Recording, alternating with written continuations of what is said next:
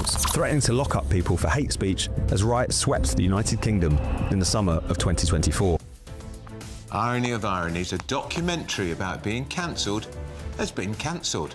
Find out why the premiere of a free speech-based film has been dropped by a London cinema. You're gambling with the lives of millions of people. You're gambling with World War III. Ukraine might be forced to lease part of its territory to Russia and reduce the size of its military under a US plan to end the war. But what about the billions of pounds we've pledged in support? Will that all have been found out to be a waste of money? And are you feeling the freeze this morning? The Met Office issues a thunder snow warning, whatever that is. We're here in Filey in North Yorkshire as the snow is falling. There's that amber weather warning for snow across the North Yorkshire moors and the Yorkshire Wolds.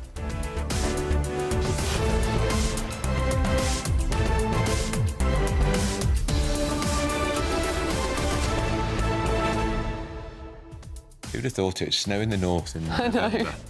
There's a revelation. I really like seeing the pictures, Lovely. but when I was a child, the weather was never news. No, and why do we need weather warnings? Snow, it happened. Look out the window, see what's exactly. happening. But we have seen some amazing pictures. People sent in some amazing pictures yesterday, so please do that again if you've got snow where you are. Yeah. Or snowmen by now. Exactly. And we really, and don't forget, we're going to show you that detailed report with Ben Leo in the States with the ICE team cracking down on illegal migration. We're finding out in this country 500 migrants a day are signing on to benefit. It might just stick in your craw if you're struggling to pay your heating bill this winter. Absolutely. Well, we'd love to know what you think about that and all the other topics we're commenting on today. So send your views to gbnews.com/your say. But first, here's your 60-second news update with Sam Francis.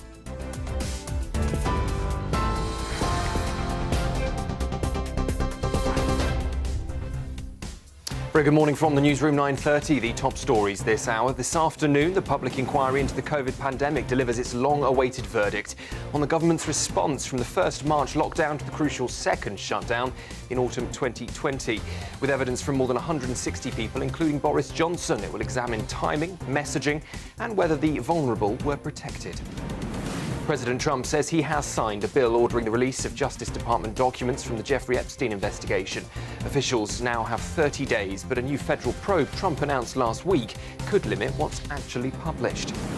Meanwhile, American military officials are in Ukraine for talks amid reports of a controversial proposal that would see Kyiv give up territory and restrict its military. Washington hasn't confirmed the plan, and Kyiv says it views any concessions as surrender. Here, almost half of England's universities could be in deficit by next summer. The higher education regulator is warning. With fewer high-fee Chinese postgraduate students and a proposed tax on international income set to cost £780 million a year, the sector says finances are under real strain. NHS doctors have said new AI tools could help spot warning signs of bowel cancer. The National Health Body has approved 5 technologies that act as a second set of eyes during colonoscopies, finding more polyps earlier and potentially saving lives.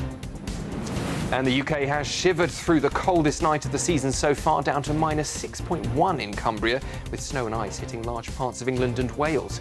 Amber warnings remain for some, with up to 25 centimetres of snow expected, and even so-called thunder snow possible. Those are the latest headlines. A full roundup from me at 10.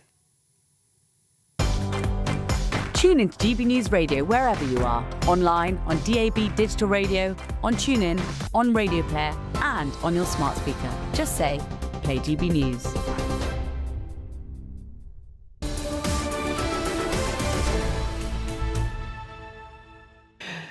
Hello, welcome. You're watching Britain's Newsroom. We're live across the United Kingdom on GB News with Miriam Cates and very shortly Andrew Pearce, who is on his way in. We have got an absolute packed show today. We're starting on this incredible legal action that SAS soldiers... What time do you call this, Andrew? I mislaid my phone. Disaster. It was just there. Right. Maybe Cameron's walked off with it. Say sorry about that. Extraordinary story, though, isn't it? It is an extraordinary story. So, for the first time, I think ever, SAS soldiers have threatened the Labour Party's government with legal action over its Troubles Bill. And the job of the SAS and the British military is to protect us and to protect the government. And here we've got it turned completely on its head they're suing the government or threatening to sue the government. A very detailed statement. And this association represents serving SAS officers and past SAS officers. So what they're saying is that this Troubles Bill will not protect serving and past officers from endless legal prosecution. So let's say they go abroad, they do a clandestine job, that's what the SAS are there to do, that's how they keep us safe. And they fear that even as they land on the plane on the way back, they'll be arrested for supposed human rights breaches. And of course, who would sign up for the SAS knowing you're going to be put in harm's way, your life be under threat, and then you might be arrested and charged and undergo legal prosecutions for the rest of your life, like some of the Northern Ireland soldiers have done. And of course, we saw only last month, he was named as Soldier F, accused of murdering civilians in the Bloody Sunday massacre in Northern Ireland in 1972. The case was thrown out by a judge who said that the evidence fell far short of what was required. These are old men. Yeah. And now we've got our current SS, Who Dares Win, the fantastic military unit that they are, threatening to sue. Well, let's talk to the former head of the British Army, Lord Janet. This is an extraordinary position. Well, it is an extraordinary situation, but it's a situation that, frankly, the government has brought upon itself by not standing up for soldiers' rights more strongly in the past. Now, one has to say right at the start that nobody is above the law, and if anybody breaks the law, they should be brought to account. But these matters have come into sharp focus, particularly, as you've just said in your introduction, over the collapse of the trial of Soldier F. Now, David Cameron apologised on behalf of the British Army that some of the things that took place on Bloody Sunday back in 1972 were wrong. And the Savile inquiry really ought to have drawn a line under all that. But what we've got now is a return to open season on veteran soldiers, the risk of a knock on the door, risk of investigations being started again. And frankly, these are people of my generation in their 70s. And frankly, it's totally unreasonable that trials should be brought now, 50-odd years later, than the events which they stem from. This was raised in Prime Minister's Questions yesterday by David Davis, Lord Danet, who's led on this for the opposition. And his fear, apart from natural justice, is what a catastrophic effect this will have on recruitment into the military, because people will fear that one day something they do in line for king and country will come back to haunt them 20 years later, and it will affect future recruitment. And we also hear that people are beginning to resign from the armed forces because of it. Well, this is a very real concern, and this is why this situation must be gripped. You'll probably recall that a few days ago, 9 very senior officers signed a letter which was well publicised through the Times, expressing the concern of all of us who held senior appointments. Now, a number of people have asked me and other colleagues who are in the House of Lords why we didn't sign that letter. Well, the other 9 signed that letter, holding us in the House of Lords back in reserve. But we all share the concern, and it's particularly the concern that you've just referred to, that this will undermine morale and prevent sensible young people thinking, well, if the government is not going to stand up for me while I stand up for the state, while I stand up to do my duty for king and country, well then, frankly, why bother to join the army in the first place? I think I'll go off and do some other job. And you mentioned morale, of course. It's such an important factor. I think, was it Napoleon that said that morale is to physical as 3 is to 1? It's much more important than any other factor in the armed forces. And yet a recent survey showed that just 40% of those serving in the military are happy with their lot. I mean, do you see a future for the armed forces under this current government? Well, there'll always be a future for the armed forces because the armed forces exist to protect the nation. What we are not seeing under this government is action to match their words. And particularly what I'm referring to is the Strategic Defence Review was published earlier in the year. It gave a very good analysis of all the threats facing this country and made it quite clear that we need to spend more money on defence. Currently, we're spending 2.5, 2.6% of GDP on defence. The government says it should go up to 3.5%, but not until 2035. Now, that's an extraordinary length of time. It's a bit like in 1935 saying to Hitler, hey, don't attack us till 1945 because we're not ready. Frankly, if this government is serious about the defence of this country, more money has got to be found quickly to reinvest in our Army, Navy, Air Force and Royal Marines to make sure that the capability that we have is strong enough to deter further aggression, particularly from Vladimir Putin's Russia. On the Troubles Bill too, Lord Dannatt, I struggle because they're reversing Conservative legislation, which means the state can go after military veterans or serving military officers, but it specifically excludes the terrorists who maimed and killed thousands of people in the Troubles in Northern Ireland. They are excluded because that was part of the deal that Blair did in the Northern Ireland Agreement. Andrew, you're absolutely right. This is why this is definitely not on a level playing field. When these investigations start, the investigators, first of all, always come to the military and the police. Why? Because we kept detailed records of incidents and patrols and all the rest of it. The terrorists, whether it's Protestant or Catholic, nationalist or loyalist, they didn't keep records at all. So the investigation always starts with the military.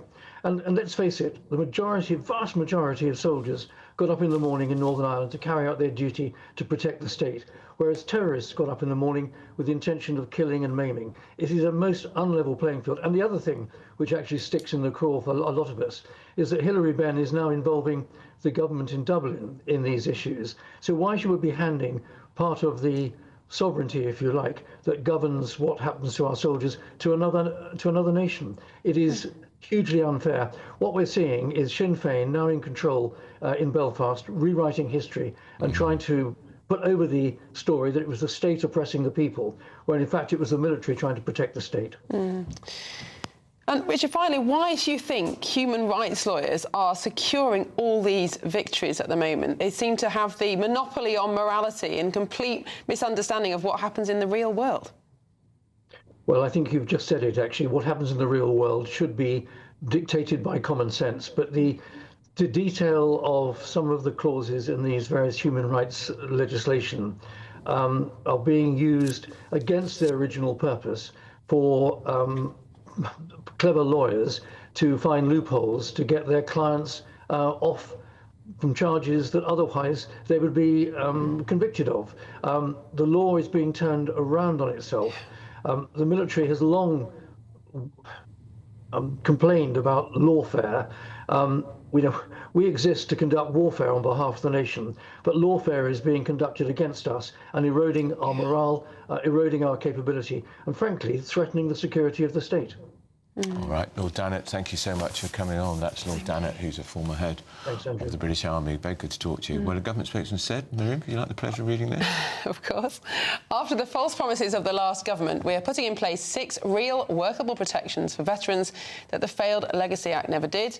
We will not allow the process, like so many times before, to become the punishment for our veterans.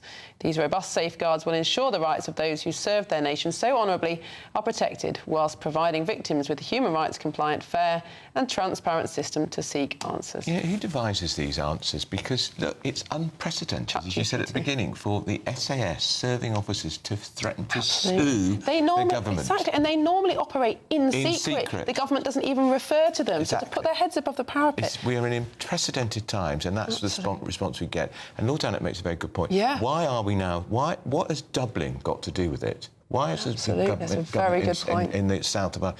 Why is this government trying to curry favour with Ireland? Yeah. Is this all something to do with Brexit and the European Union? It could be. I thought the other excellent point that Lord Dannatt made was that the law is being turned on its head. So human rights lawyers are defending people who break into the country illegally, even if they've committed crimes, and finding ways to get them off. At the same time, prosecuting people who put their lives on the line for this country 70 years after they did so. It's perverse. Yeah, exactly. Now, still ahead. Public trust in Labour's handling of the economy has hit a new figure. It is 0. Well, the optimism now rivals Andrew Mountbatten Windsor's popularity in the polls. And on the former prince, how will the royal household feel about Trump signing off that bill to release the Epstein files? We could see them all in 30 days' time. But first, had enough of the snow? Want to go on holiday? Here's the forecast.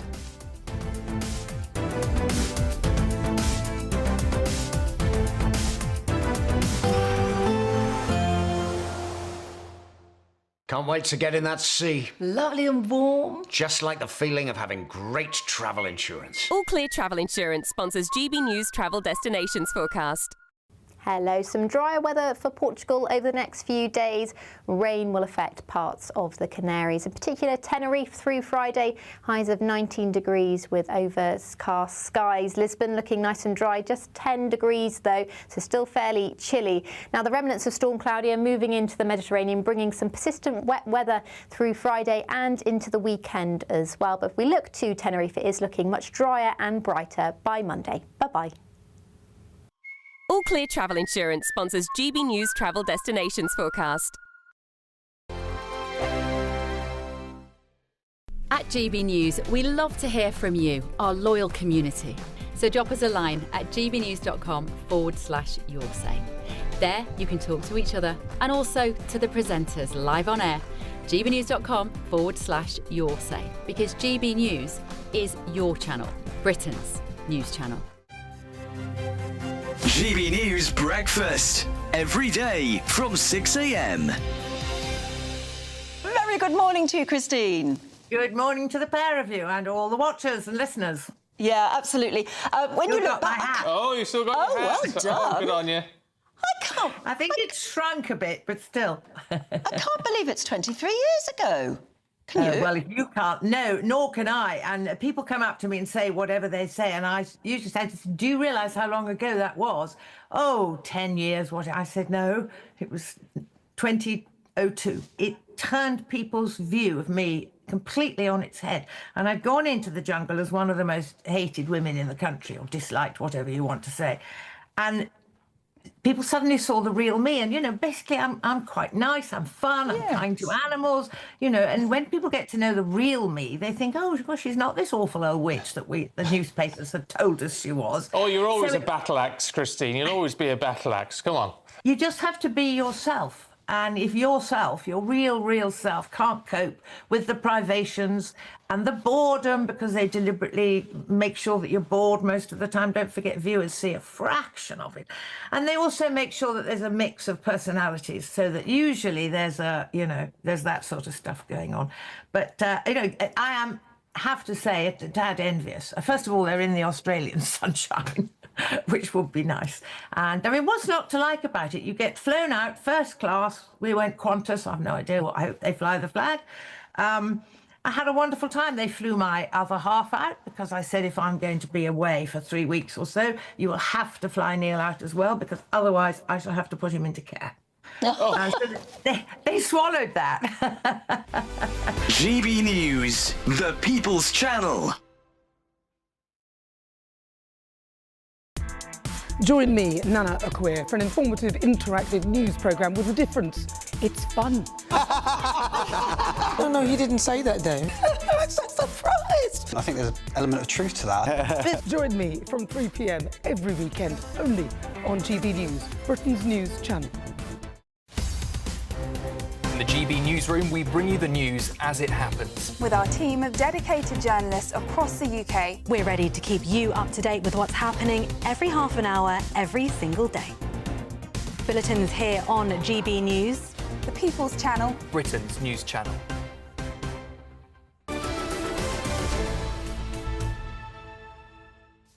Welcome back. It's 10 to 10. You're watching and listening to Britain's Newsroom on GB News.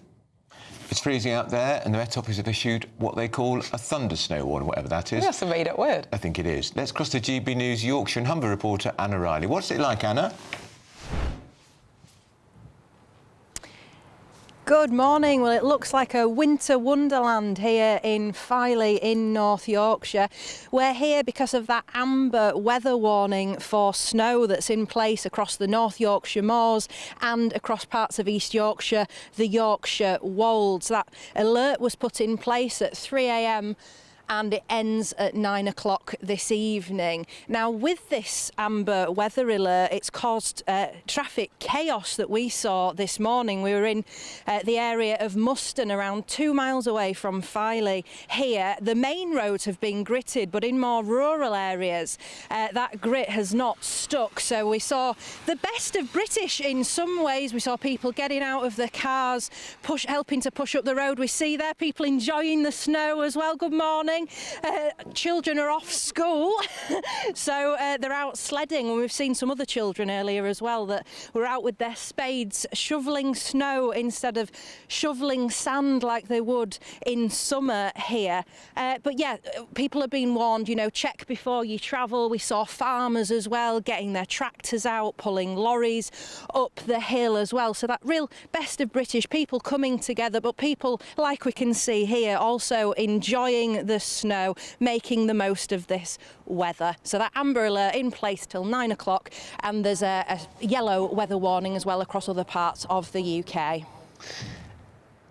Thanks, Anna. That's Anna Riley in snowbound Yorkshire. We've got our royal correspondent Cameron Walker with us. The Epstein files, he signed the order to being released? Yes, so President Trump has signed a bill compelling the Justice Department to release all the Epstein files. Jeffrey Epstein, the convicted paedophile financier found dead in his jail cell in New York in 2019. The coroner ruled it a suicide. What's in the Epstein files? Well, it's all of the documents relating to the criminal investigation into Epstein that the Justice Department have, including items seized from raids on his homes, transcripts of interviews with victims and witnesses, flight logs and information and entities connected to Epstein. Could Andrew Mountbatten-Windsor make an appearance again? Well, let's wait and see. Now, this, of course, comes the day that is the deadline for Prince Andrew to respond to the US Congress's request for a transcribed interview, a formal transcribed interview relating to what he knew about Jeffrey Epstein and his criminality. As things stand, Andrew hasn't responded. I think it's highly unlikely he is going to respond. He also is not compelled to give evidence, and he certainly can't be extradited to the United States either to give evidence, because he is not subject to a criminal investigation and he hasn't been charged with a crime within the United States. Back to Epstein. Although it sounds sensational that all the Epstein victims are going to, all the Epstein files even, are going to be released, there is a situation where not all of them could be released, because if they are to do with an ongoing federal investigation, or if it's going to identify a victim of Epstein, technically, those files can remain classified. But Thomas Massie, who's a Republican congressman, said, well, President Trump could just open a flurry of federal investigations in order to conceal or hide some of the Epstein files from being released. Now, President Trump has said, well, this is a Democrats' problem. Epstein was friends with a load of Democrats, not a load of Republicans. I fell out with him in the early 2000s. Nothing to do with me, Gov. That's why I've sold the bill. So this could rumble on. I'm sure it will, Cameron. All right, and I'll be nervous about this in Buckingham Palace, I can tell you. Certainly will. Now, still ahead. A record number of migrants are claiming benefits every day. How will Home Secretary Shabana Mahmood stop this? You're watching Britain's Newsroom on GB News. Expect warm spells with the odd rude interruption. Box Boilers sponsors the weather on GB News. Hello, good morning. Welcome to your latest GB News weather update, brought to you from the Met Office. Snow and ice warnings are in force through today until the beginning of Friday. It's going to be another very cold day with a snow warning across parts of the North York moors. That's an amber snow warning, so there will likely be some travel disruption. And there's a risk of ice across parts of the southwest of England, the far northeast of Scotland, as well as Northern Ireland first thing this morning. However, across more western parts of the UK, it will be another bright day away from the far southwest coast of Pembrokeshire as well as Cornwall. And in the sunshine, not feeling too bad, but the sunshine's not out for too long at this time of year. So still going to feel pretty cold, particularly if you're exposed to the breeze. Across eastern coast, that's where the onshore breeze will bring those snow showers. Similar weather to what we saw yesterday. So across more northeastern stretches of Scotland, we'll continue to bring snow showers, bringing a risk of icy stretches through this evening. The snow will continue to settle as well. We're going to start to see snowfall totals starting to build up, particularly on the high ground. And that amber snow warning is still in force into this evening across the North York moors. It will be icy and frosty for inland areas, as well as the temperatures fall away quite quickly through this evening. We're expecting the coldest night of the week so far this evening, as we're going to see long stretches of clear skies, and the winds will fall lighter. That's as the high pressure starting to topple in from the west. We could see temperatures as low as -11 or -12 degrees in rural areas areas of Scotland where we've got that lying snow.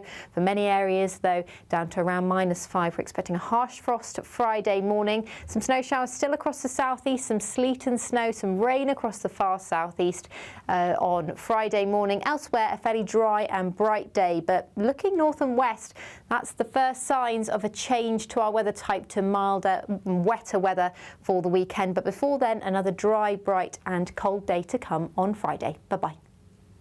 Expect warm spells with the odd rude interruption. Box Boilers sponsors the weather on GB News. Thank you, Britain, for our more than 2 million YouTube subscribers and more than 2 billion views. That is Britain watching, sharing and making its voice heard louder than ever before. Good morning. This is the latest AI travel news from GBnews.com. The A5 from Carrog to Glyndifrdwy is closed due to an incident. A broken down vehicle on the M74 northbound near Hamilton partially blocks the road. In Durham, a collision on the A19 northbound has closed one lane, causing a 15-minute delay. In West Berkshire, a collision on the A34 northbound closes one lane, delaying drivers by 30 minutes. And on the trains, major disruptions affect ScotRail services to and from Glasgow Central, with further disruptions between Paisley Gilmore Street and Ayr. For more travel news, go to gbnews.com. There's just 2 weeks left to see how you could win your Christmas this year paid for by us. First, we'll give you an incredible £30,000 in tax-free cash. Then we'll give you a further £10,000 cash to spend on all your Christmas presents, even the tree. Christmas lunch, that's on us too, with £1,000 in shopping vouchers to spend at your favourite supermarket. Finally, a GB News Christmas goodie bag. For another chance to win, text WIN to 63225. One entry costs £2.50 plus one standard network rate message, or text BONUS to 63225. 5 entries cost £5 plus one standard network rate message. Go to gbnews.com/win. Entries start at £2.50. Call 0903 686 3232. Calls cost £2.50 plus your network access charge, or post your name and number to GB17 PO Box 8690 Derby DE1 9TT. UK only. Entrance must be 18 or over. Lines close at 4 p.m. on the 28th of November. Please check the closing time if listening or watching on demand. Mornings don't have to be tiresome, especially if you have the right company. Wake up to news as it happens, opinion and debate, and of course, a little bit of entertainment too. Because when the kettle's on, we're on. That's Breakfast on GB News, a show worth waking up for. Every morning from 6 a.m. Only on the People's Channel, Britain's news channel. We'll spread the news, you spread the word. From the school run to the home run, watch a new show for all of Britain. He can say whatever he wants. A straight-talking show where all voices are heard. And, you know, when are we going to stop talking about smashing the gangs and actually do it? With the stories that matter from every part of our country. There's a bit of a crash landing there for your Chancellor. Bold, fearless and standing up for you. That's me, Martin Daubney, 3 p.m. till 6 p.m, weekdays, here only on GB News. The People's Channel, Britain's news channel.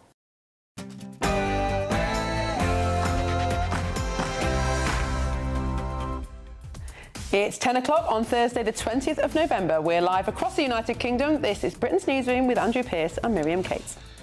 Extraordinary situation where SAS soldiers are threatening the government with legal action over its Northern Ireland Troubles Bill. But Labour insists the veterans will be protected. But here's SAS veteran Dr Bob Parr speaking to GB News. It's a question of national honour. It's time for Number 10 to step up to this and actually address it directly. So just a few miles down the road from that first stop, we now have what potentially could be the target vehicle and the man we want, the international cocaine smuggler. In a GB News exclusive, Ben Leo joins the United States Immigration and Customs Enforcement Team, also known as ICE, for a raid in Florida, where in Britain, nearly 500 migrants a day are signing on to benefits. The Epstein file released. Finally, Donald Trump signs the bill to release all the files related to the sex offender Jeffrey Epstein. And in another headache for the BBC, hundreds of parents have accused the broadcaster of damaging their children with pro-trans programming. Think before you post. Those were the words screamed out by government social media accounts threatening to lock up people for hate speech as riots swept the United Kingdom in the summer of 2024. So a documentary about being cancelled, guess what? It's been cancelled. Find out why the premiere of a free speech-based film has been dropped by a London cinema.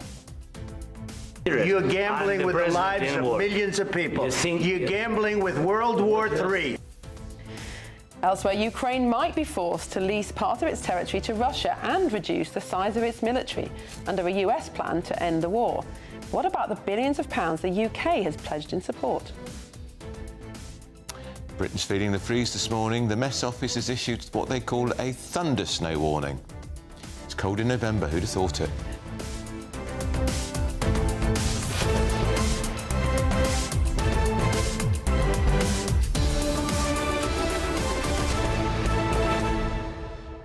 Andrew, I'm looking forward to speaking to Tom Slater from Spiked Online soon. They've made this really interesting film about people who have been cancelled during COVID, people who've been arrested for making social media posts. But almost hilariously, the venue where they were going to premiere this film cancelled them.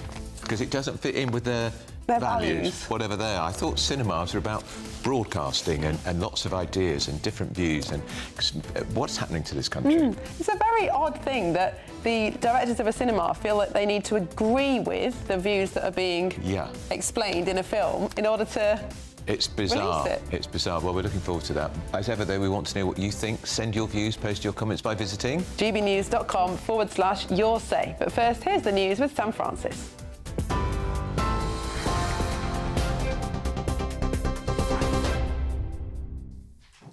Very good morning to you from the newsroom just after 10 o'clock. Well, Westminster is on edge today as the COVID inquiry prepares to publish its long-awaited report into political decision-making during the pandemic.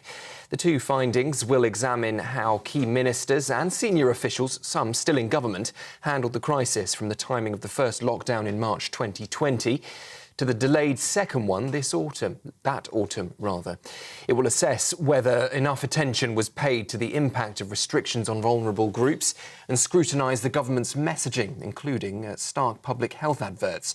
More than 160 witnesses, including Boris Johnson, have given evidence, with all four UK nations now set to come under the microscope. President Donald Trump says he has signed new legislation ordering the US Justice Department to release its files from the criminal investigation into Jeffrey Epstein. Under the law, officials now have 30 days to publish the documents, but it's unclear just how many will actually see the light of day. The Justice Department can still withhold anything that risks an active investigation. And that matters because just last week the president announced a new federal probe into Epstein's links into his Democratic opponents, a move critics say could be used to keep any key materials under wraps. New figures show nearly 500 migrants every day are signing up for universal credit, with 1.3 million foreign nationals now claiming benefits. That is the highest figure on record. It comes as the Home Secretary is preparing to unveil sweeping changes to curb legal migration. It will make a migrant's right to settle in the UK dependent on not claiming benefits, on paying tax, speaking strong English and having a clean criminal record. Shabana Mahmood is expected to confirm plans to double the wait for indefinite leave to remain from 5 to 10 years. And she's also considering a big increase in cash incentives for voluntary returns, rising above the current £3,000 on offer. She says it could be value for money. American military officials are heading to Ukraine today for talks on ending the war there, amid reports that Washington and Moscow are floating a peace plan requiring Ukraine to make major concessions. It's understood the proposal would force Kyiv to give up territory, including the entire Donbass, and accept strict limits on its long-range weapons and the size of its military. Moscow has pushed similar demands before, but Ukraine says it sees them as outright capitulation. The US State Department won't comment, and Secretary of State Marco Rubio hasn't yet addressed the claims directly, though he has posted online about the need for realistic ideas and concessions on both sides. The stark new forecast from the Office for Students says almost half of universities in England are on track to enter deficit by next summer, even after thousands of jobs have already been cut across higher education. To plug gaps, the most selective universities have taken 10% more UK undergraduates this year, but have dramatically reduced places for Chinese postgraduates, who typically pay higher fees. Adding to the pressure, a proposed 6% tax on income from international students could cost the sector up to £780 million a year. Universities UK says the levy would further damage already fragile finances, but the Department for Education insists it's taking steps to secure the long-term future of the sector. And NHS doctors plan to use artificial intelligence to help spot growths that could develop into bowel cancer, acting as a second pair of eyes during colonoscopies. The National Institute for Health and Care Excellence has approved 5 AI technologies for use, while more evidence is gathered on how many lives they could save. During a colonoscopy, a camera searches for tiny polyps that could turn cancerous, and AI, now trained on thousands of images, can watch the video feed in real time, alerting doctors to anything unusual. Experts say there's already clear evidence the technology helps detect more polyps, giving patients a better chance of early treatment. Those are your 10 o'clock headlines. I'll be back with you shortly. Now, though, it's over to Britain's Newsroom. Tune into GB News Radio wherever you are, online, on DAB digital radio, on TuneIn, on Radio Player and on your smart speaker. Just say, play GB News.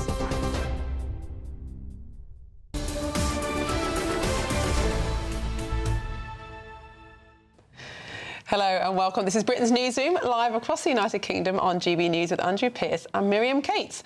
And you've been getting in touch on email. I can actually read some out because they've done it in paper for the old timer here. Because as you know, I prefer to use quill and ink. That's right. All this internet. You got here on your horse today, didn't you, Andrew? But I'm going to read this one, Miriam, because it clearly comes from a member of your family. Dear GB News, we think Andrew and Miriam are fantastic, brilliant presenters and a credit to your programme. I think our producer just wrote that. And Val says, when we agree with this, Val, the SAS are the best of the best. What this disgraceful government is doing is shameful. Absolutely. And I think one of them commented in the Telegraph that human rights lawyers are not going to protect this country from Putin.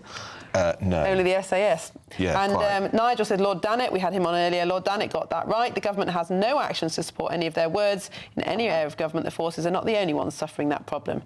And then Megan says, Andrew and Miriam, can the Chagos deal be reversed? Of course, this has been back in Parliament this week. I don't think so. And this week, Baroness Chapman, who's the International Development Minister, very good mate of Keir Starmer's, was saying that they're going to test the opinion of the Chagosians. They don't need to do that. There was a poll of the Chagosians which showed 99.2% that wanted to stay British. Right. It's a complete surrender to Mauritius, which is an ally of China, and I think it's all about us sucking up to China again. And we're paying for the privilege. And we're paying for the privilege. Yeah, Mauritius has never had any stake in this island before. No. Absolutely extraordinary. Well, thank you so much for getting in touch. And there's now a brand new way to take part in the conversation by becoming a friend of GB News for free. Take a look. Join the community and be part of our shows by becoming a friend of GB News. Get a direct line to join the conversations that you hear us talking about every day in our programmes by commenting on Your Say and voting in You Decide polls. Access opinion, analysis and behind-the-scenes videos as we share more from the stories that you see on TV and radio. Plus, watch our shows live and on catch-up anywhere, anytime. If you love our channel, become a friend of GB News for free by scanning the QR code or going to gbnews.com/friend. Don't just watch our programmes, come and be a part of them. Yeah, do sign up. Now, GB News has been granted exclusive access inside America's war on illegal immigration, as Ben Leo has joined US immigration officers on a dawn raid in Florida. We're going to take a look, but let's hope the Home Secretary, Shabana Mahmood, takes a look, because this is how to do it. So it's 4 in the morning here in southwest Florida. Behind me now, the guys from ICE and the local Sheriff's Department here in Hendry County are getting ready for this raid. All right, good morning, everybody. Today we're going after a Guatemalan national. His name is Alicio Tutchuk. He's wanted in El Salvador for drug trafficking. The guy has been expelled twice from the United States under Title 42. He's safe out there. We already have a vehicle on site. He's going to call out the radio, or call on the radio whenever he sees anything. Well, thank you for allowing us with you. It's, what, 4 in the morning now in Southwest Florida. Just tell us where we're going. Our plan is we have some intel on him. We've done some investigation on him. Our plan is to try to locate him, bring him into custody, remove him from our country, and send him back to his authorities. So that's his house across the road? Correct. And you're waiting for him to come out. Are you going to hit him when he gets in his car? Or? Yeah, we're waiting for it to come out. So with the 984 Citrus, I got 5 vehicles. They're outside the mobile home. So there's units down the road, Alvin? Yes, sir. Jogging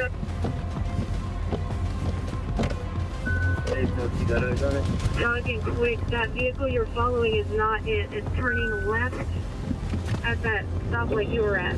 We're behind it right now. 10-4.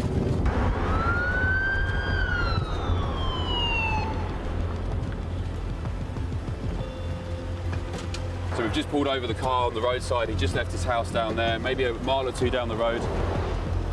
ICE agents surrounding the car with their vehicles. They're asking him to roll down the window and present his details.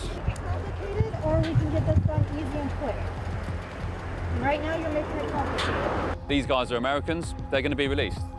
The concern is the other guys who are confirmed illegals. The main guy, though, that they're after, the Guatemalan guy, doesn't appear to be here right now, but there are other teams down the road still active on his case. And this very operation this morning just proves the danger that ICE agents put themselves in. It's foggy here on the side of the road.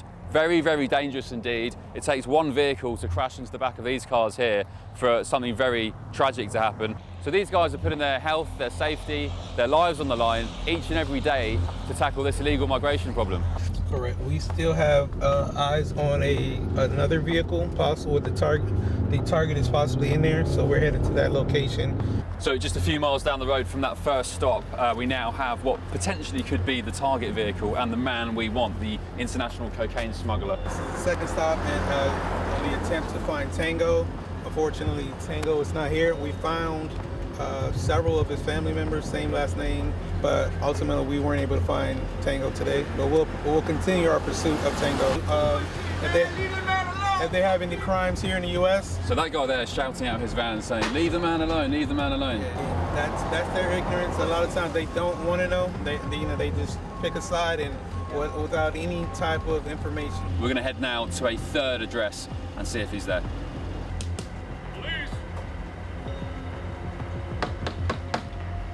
So the third and the final hit of the day, another arrest, and we have the cooperation of the local sheriff here, the Hendry County Sheriff, all thanks to the 287G legislation, which allows multi-agency cooperation to ensure that illegal migrants are rounded up, detained and deported. So Alvin, we've been basically doxed on the roadside. This is what you guys face every day. Cars driving past, people filming on the roadside. Correct, every day. We have civilians doing counterintelligence on us, letting the public and the illegals know where we are. It's captioned "filming their horrors." Yeah. That's what you deal with every day. Every day. We're trying to do our jobs, try to, make the public safe, and this is what we deal with. And that's why they wear masks. That's the primary reason we wear masks. We're identified every day, and then people are supposed to go after our families, our homes, the officers. So we don't do it by choice, we do it by necessity. We didn't get the cocaine smuggler we were after. You're still working on that, but you've got 8 migrants, aliens arrested. Correct. Successful morning? Successful morning, and the day continues. I think it sounds like we need something like this in the UK. Definitely. I think you can. I thought that was fascinating, absolutely fascinating. And we watched this video from Ben Lear on the day we read in our newspapers and report on GB News that how many migrants a day are signing on? 500 new. 500 new claims for universal credit every day. What is the bill now? It's staggering. Well, you can get more from Ben and Bev on The Late Show live tonight at midnight on the ICE operation and all the other things that they're covering in the US. But as Andrew's just said, in Britain, nearly 500 migrants a day are signing up for benefits. Last month, 472 migrants a day began claiming universal credit. And the overall number of foreign nationals receiving universal credit has risen to nearly 1.3 million, Andrew, which is an increase of 6.7% in just 1 year. And it's costing billions. Absolutely. That's the point. But let's talk to the former Conservative Immigration Minister, Kevin Foster, who joins us now. Mr Foster, good morning to you. Morning, Andrew. Morning, Miriam. Because a lot of this rot, if you could call it that, decline started on your watch when the Conservatives were in power. Well, the largest group of foreign nationals who claim universal credit is still those who arrived in the time of free movement. You'll both remember that during the Brexit referendum, that was one of the big debates, was that people could move here under free movement, get a relatively low-paid job using their rights, free movement rights, and then apply for then tax credits now onto UC. So that's still the biggest cohort by some distance in terms of those claiming welfare. However, you would now be expecting that to start to decline, and the overall numbers decline, given we are 5 years beyond leaving the European Union and those rights, free movement rights, coming to an end. So it is those being added. Certainly the cohort of refugees and those who've arrived illegally and then got granted asylum, starting going to benefits. And of course, the figures this week that half of them are still on benefits 8 years later. If the myth that they were all doctors, lawyers and engineers and surgeons was half true, you wouldn't expect those statistics once they've got English. But Kevin, we know that there's a huge increase in British people signing on to benefits every day. The number of people claiming universal credit, sickness benefits is just going up and up. So is this increase in migrants claiming benefits just a function of that general movement towards benefits culture that is a feature of the wider population? Generally, yes. There's almost certainly an impact on what we're seeing with British nationals also going on to those who've been here a long time and who might have a foreign nationality but have fundamentally been here perhaps 10, 20 years. So that growth would then reflect into those communities. But there is that subset of people who have been granted refugee status who, half are still unemployed after 8 years. That is quite a dramatic statistic to have in any group that's travelled to the UK and potentially and then got English language skills, which even if any of us went to a country after 8 years, we should be able to pick up at least conversational ability in the main dominant language of that country. So it does point to a wider problem with our welfare system, but there's also issues here. And it's right, people will say, well, hang on, if people are coming to this country, we should be looking for people who are going to contribute, not take out. And of course, that then brings on to the wider issues with the budget as well. Because on a purely emotional level, people listening to this programme, Kevin, and watching will think, how many a day are signing on? How much is it costing? When people will know that there's a shortage of council houses, that people can't get on the property ladder, some people will be worrying about whether they can afford to put their heating bill on this year. We now know that Ed Miliband, this has been reported today, plans for cheap energy. Our bills are going to keep rising every year because of all the green surcharges. It just feels, perhaps, that British people are at the back of the queue. Yeah, people look at this and see the unfairness. There's at least an element of reciprocity of the same done by other countries for our nationals in terms of the EU cohort under some of the post-Brexit agreements. But in many cases, there isn't. People will rightly be concerned to see something. Particularly, Andrew, when you then look at what's happening the other way, you're seeing British citizens leave, and people might have been pleased to hear net migration had been slightly lower than was thought last year. But then when you realise why, it was because lots of British citizens leaving the country, in particular, a lot of quite well-paid people moving to places like Dubai, then that creates a really lethal effect for our public finances of potentially more problems and more costs arriving at Dover every morning. Yet at the same time, people with get up and go are getting up and going and taking their tax revenues with them. So because a lot of them are paying. We see even Labour changing their mind. You're making the point, because a lot of them are paying higher taxes, and if they leave, they're not paying that tax into the exchequer anymore, and probably even more are going to leave after next week's budget. Absolutely. You know, the Laffer curve is being proved by the practical effects of what's happening over the last year, that people will, you know, get up and go. We're in an increasingly mobile global economy now. You know, I'm talking to you down the line. I'm not in the studio. You know, things that would have been physically done 20, 30 years ago are now done online. Of course, that means you can go anywhere in the world and do them, including jurisdictions that have much lower tax rates than we do. And so if ours keep going up and people keep seeing pressure on growth and enterprise here, but, you know, there's a welcome door open in somewhere like Dubai, then we know where many more people go, further increasing the problems in the UK exchequer. Absolutely right. Kevin Foster, thank you so much for joining us this morning. I mean, it is an extraordinary situation, isn't it, Andrew? It just builds resentment and builds resentment and causes unease. And Shabana Mahmood, the Home Secretary, she's right. This problem is beginning to tear the country apart, and communities apart. One good thing the government has done, though, is to increase the time taken to reach indefinite leave to remain from 5 years to 10 years. So all the people that came over during the so-called Boris wave would have qualified for indefinite leave to remain and therefore benefits from January. That will no longer be the case. So that is a big saving for the benefits bill that the government has implemented. We've just got to turn these people back. There's too many coming in. Simple as that. Well, time now for the Great British Giveaway. There's just 2 weeks left to grab your chance to enjoy Christmas on us this year. £40,000 of tax-free cash, shopping vouchers and a GB News festive goodie bag. Here are all the details you need. There's just 2 weeks left to see how you could win your Christmas this year paid for by us. First, we'll give you an incredible £30,000 in tax-free cash so you can have a brilliant new year. Then we'll give you a further £10,000 cash to spend on all your Christmas presents, the decorations, even the tree. Christmas lunch, that's on us too, with £1,000 in shopping vouchers to spend at your favourite supermarket. Finally, a GB News Christmas goodie bag. And the best news? You'll get it all in time for the big day.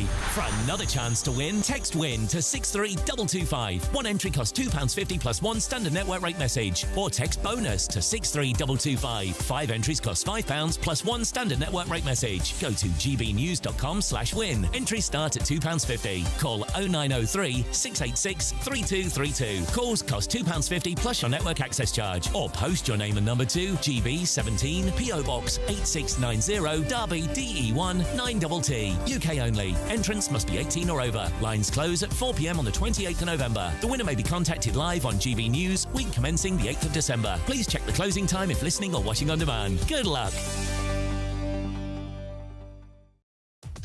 Well, coming up next, a shocking new poll shows that public trust in the economy has tanked. I'm not sure I am shocked. No. Actually. I think it's fairly... Most people read newspapers or look at food prices. Food prices. Worried. Look, those inflation figures came down yesterday from 3.8 to 3.6%, but food inflation, which families feel most, is going up nearly 5%. Well, we'll be going through that and more with 2 people we absolutely implicitly trust. The broadcaster Carol Malone and political commentator Jonathan Liss. What is he wearing? You're on Britain's Newsroom on GB News.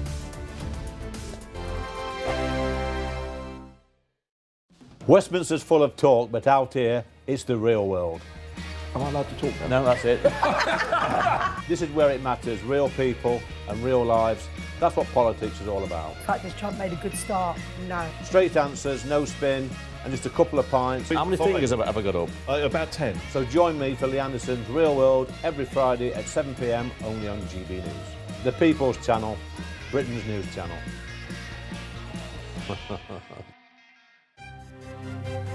GB News Breakfast, every day from 6 a.m.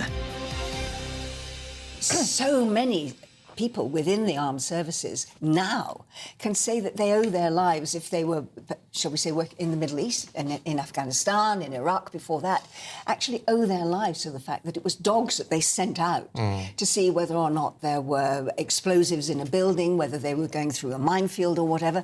So I think we were just talking previously, of course, Hannibal uses elephants. And there has not been a single year since the end of the Second World War when we have not had a conflict of some sort, and animals are still being used.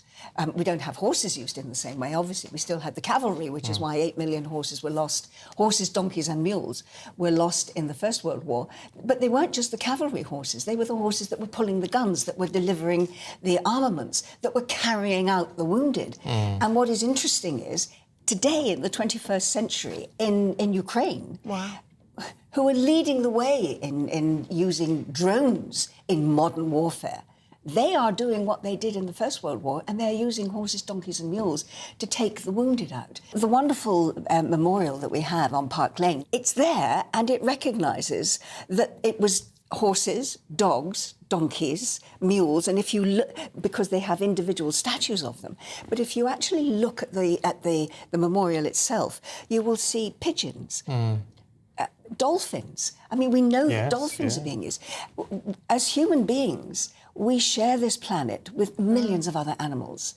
And for centuries, we have used certain animals and abused them, used them and abused them, and got them into service with us. GB News, the People's Channel. You want to know what's really going on in the corridors of power? Labour don't know what to do with you half the time, and that makes you quite lethal in the chamber. Get behind the headlines with Chopper's political podcast. Join me, Christopher Hope, as I sit down with the great and the good of British politics. We'll see where this ruling takes us. These are the stories shaping our nation. Chopper's political podcast, available now on all platforms. Listen in and stay ahead.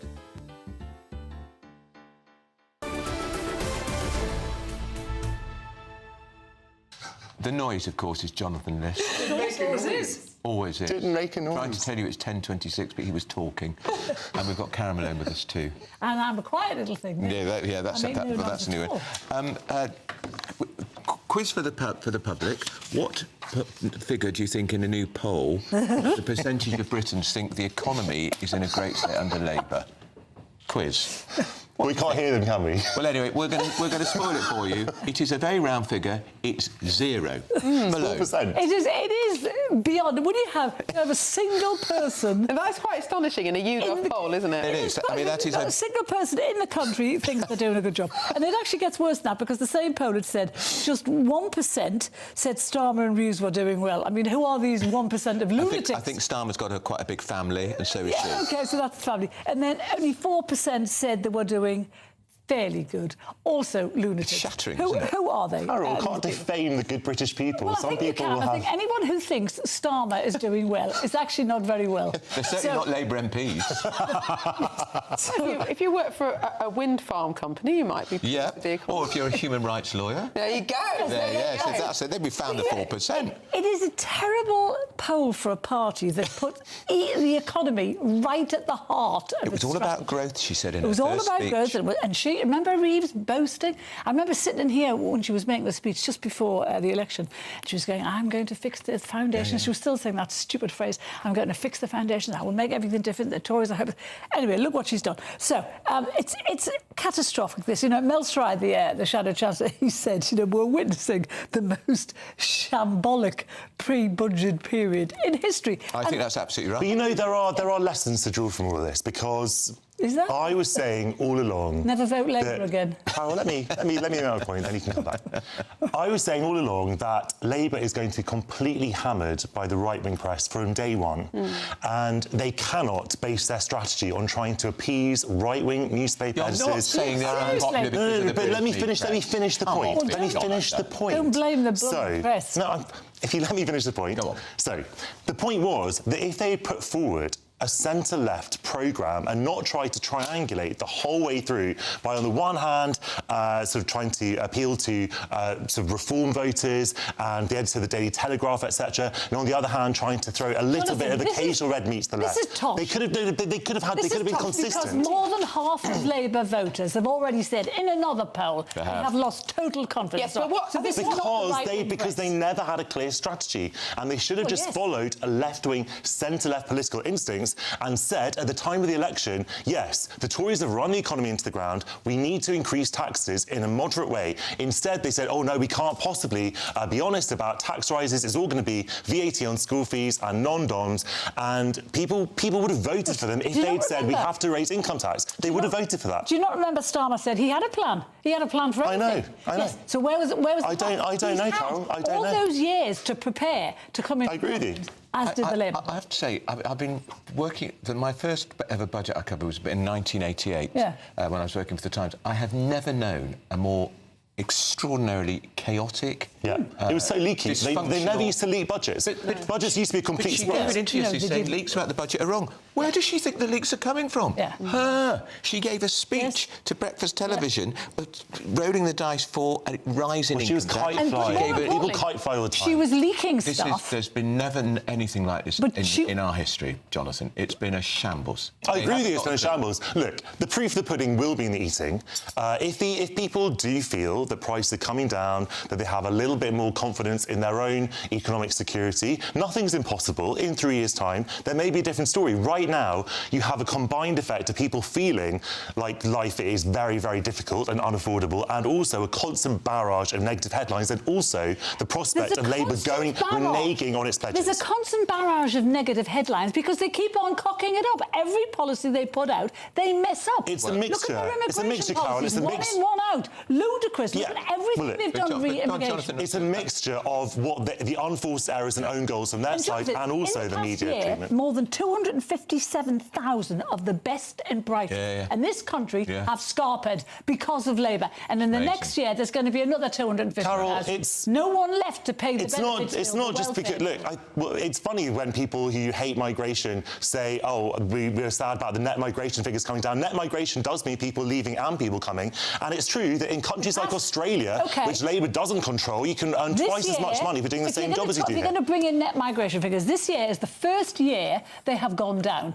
Previous 2 years, it was 1 million people who stayed. This year, 1 million people came and 500 and something stayed. Oh, no, sorry, 500,000 left, 480,000 stayed. So that's still nearly 500,000 people added to your population, which is outrageous. Well, I think it's 345,000, no, which is not. I think that was the figure that I saw, and a lot of those people were sort of refugees, etc. In the figures that you identify. And look, the thing is that people are not imprisoned here. People have a right to see better opportunities. That's why I was so in favour of being in the European Union. So we have the right to go to other countries. Are you seriously saying the 257,000 millionaires and billionaires are leaving because they just feel like a change? They're going because they're terrified of. They're going because there are opportunities in other countries. Britain is not the richest country in the world anymore. Tosh. They're leaving because of Labour and Starmer's I policies. think we're going to have to leave it there. Yeah, much more to talk about. Next time we'll talk about something slightly we haven't even talked about the first Labour MP to go publicly to say. Let's talk about that at 11. Talk about that afterwards. Next time. Yeah.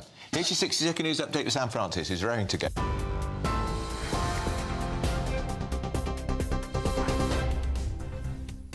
Don't worry, more from them later. First, though, the headlines. This afternoon, the public inquiry into the COVID pandemic delivers its long-awaited verdict on the government's response from the first March lockdown to the crucial second shutdown in autumn 2020.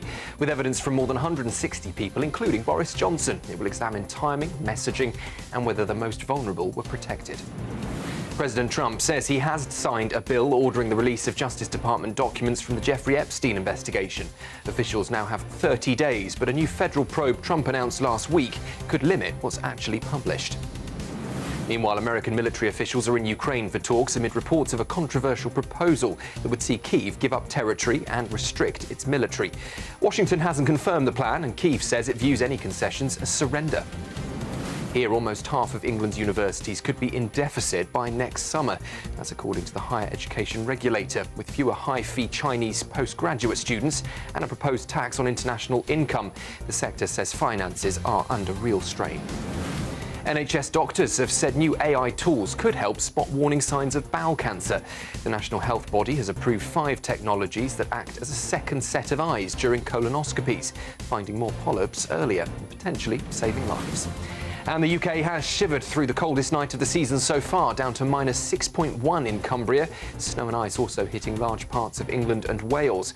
Amber warnings remain for some, with up to 25 centimetres of snow, and even so-called thunder snow possible. Those are your latest headlines. I'll be back with you at 11.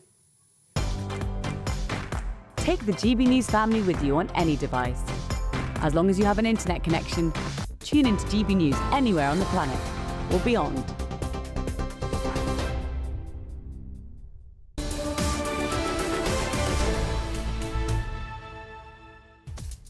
Well, coming up next, a film about being cancelled has been cancelled. Yeah. Think before you post.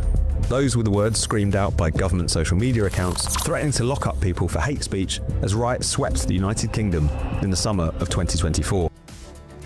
Well, the guy behind that documentary, Tom Slater from Spiked, which is a brilliant website, joins us shortly. This is Britain's Newsroom on GB News.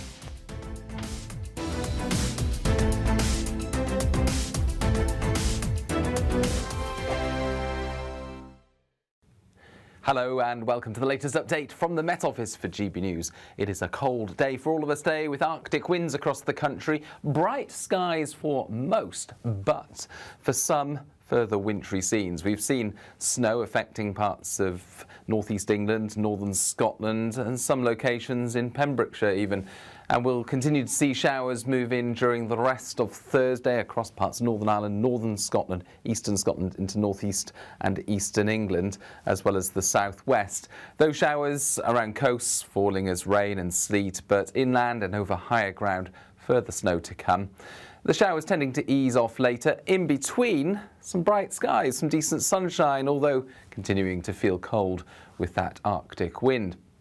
And overnight, the main issue will be icy patches because we'll have further showers coming in to northern Scotland, for example, giving some slippery surfaces and further snow accumulations over hills. Those showers easing off a little for Northern Ireland, but still some around to cause some icy issues first thing Friday. Likewise for West Wales into Cornwall, but for much of the rest of Wales and the southwest of England, as well as a broad central part of the UK, it's simply a clear and in places frosty night, although there'll be an increase in cloud cover across the east of England, mitigating against hard frost here.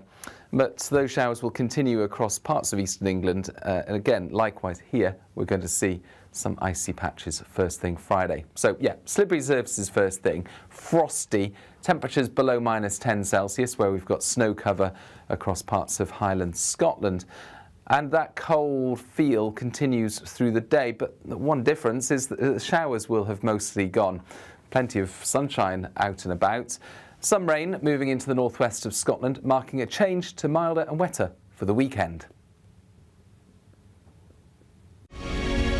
Thank you, Britain, for sharing over 5 million comments on your say, because when you talk, we listen.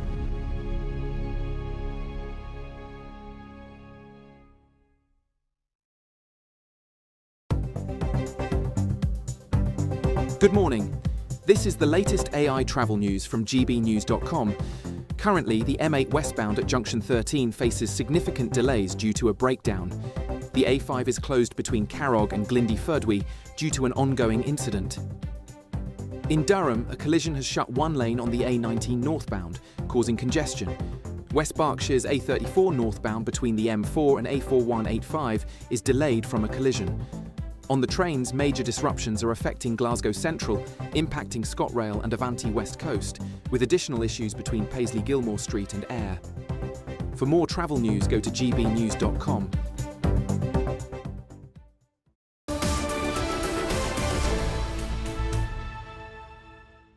Welcome back. It's 22 minutes to 11. You're watching Britain's Newsroom on GB News with Andrew Pearce and Miriam Cates.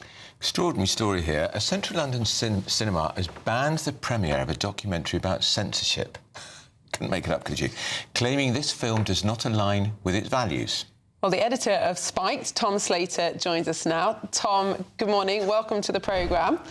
Morning. It almost sounds like a joke, doesn't it? Tell us what happened. What's the film about?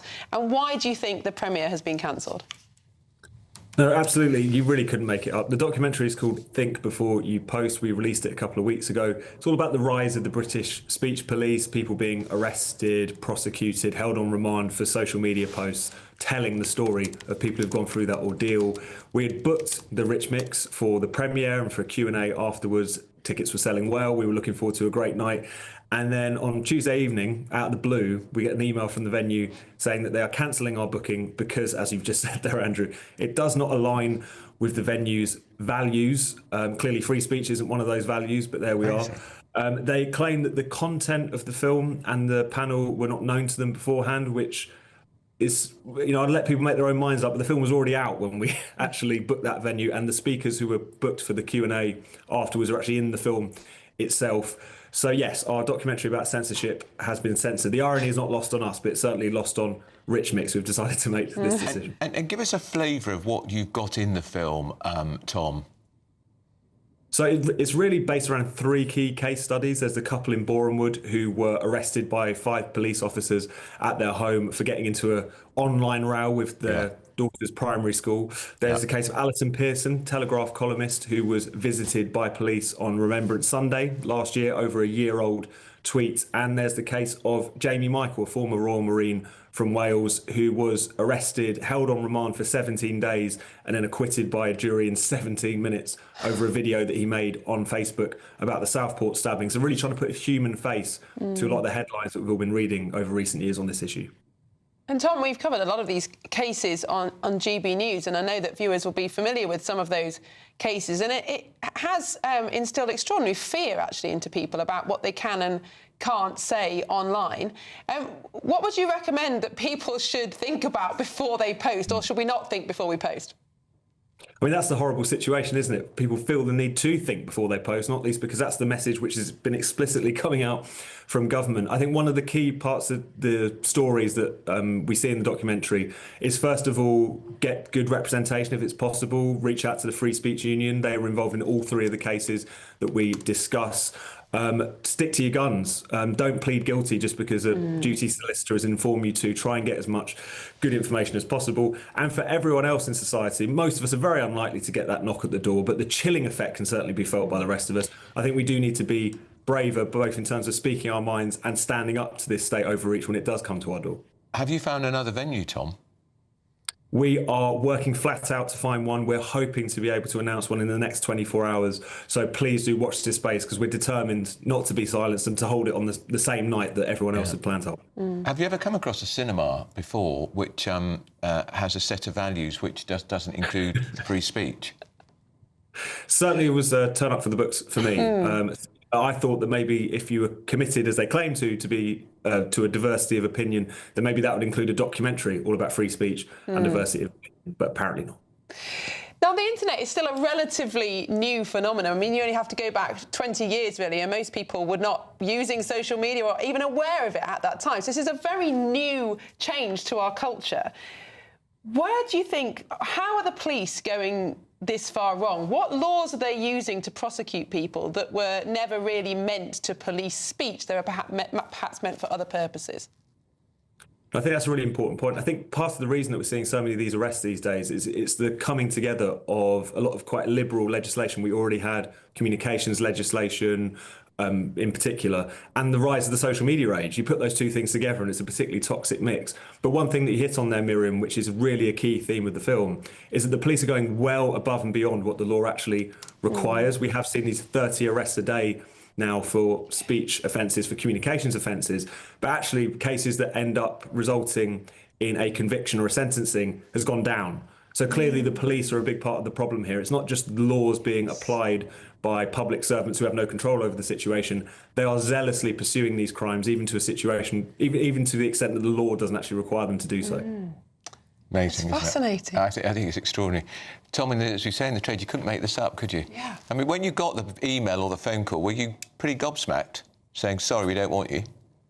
I mean, I was shocked but not surprised, I suppose. We all know that the cultural sector is awash with people who wouldn't know what free speech is if it bit them on the backside. Incidentally, the guy who sent us the email had his pronouns in his email signature, which I dare say speaks volumes. I think about in your where piece you wrote that they wouldn't know free speech if it bit them on the Birkenstocks, which I thought was was very apt. Very good, Tom. We love what you do at Spike. Keep doing it. That's Absolutely. Tom Slater, editor of Spike. Now, we did invite Rich Mix on to talk about it in the interest of free speech, but they don't want to talk to GB News about why they've banned a film all about censorship. And you can watch it online if you go to the Spike website, or probably it'll be linked to ours now as well. Yeah, quite. Now, up next. Would you welcome women-only carriages on trains? Find out why France is poised to introduce them. But first, if you're in search of that elusive holiday sun and it's pretty cold out there, here's the forecast for some of our European destinations.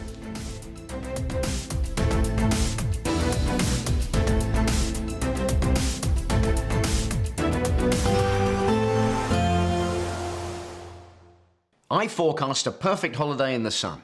Weather looking good then? For sure, and no worries about our travel insurance. All Clear Travel Insurance sponsors GB News Travel Destinations Forecast. Hello, some drier weather for Portugal over the next few days. Rain will affect parts of the Canaries, in particular Tenerife through Friday. Highs of 19 degrees with overcast skies. Lisbon looking nice and dry, just 10 degrees though, so still fairly chilly. Now the remnants of Storm Claudia moving into the Mediterranean, bringing some persistent wet weather through Friday and into the weekend as well. But if we look to Tenerife, it is looking much drier and brighter by Monday. Bye-bye. All Clear Travel Insurance sponsors GB News Travel Destinations Forecast.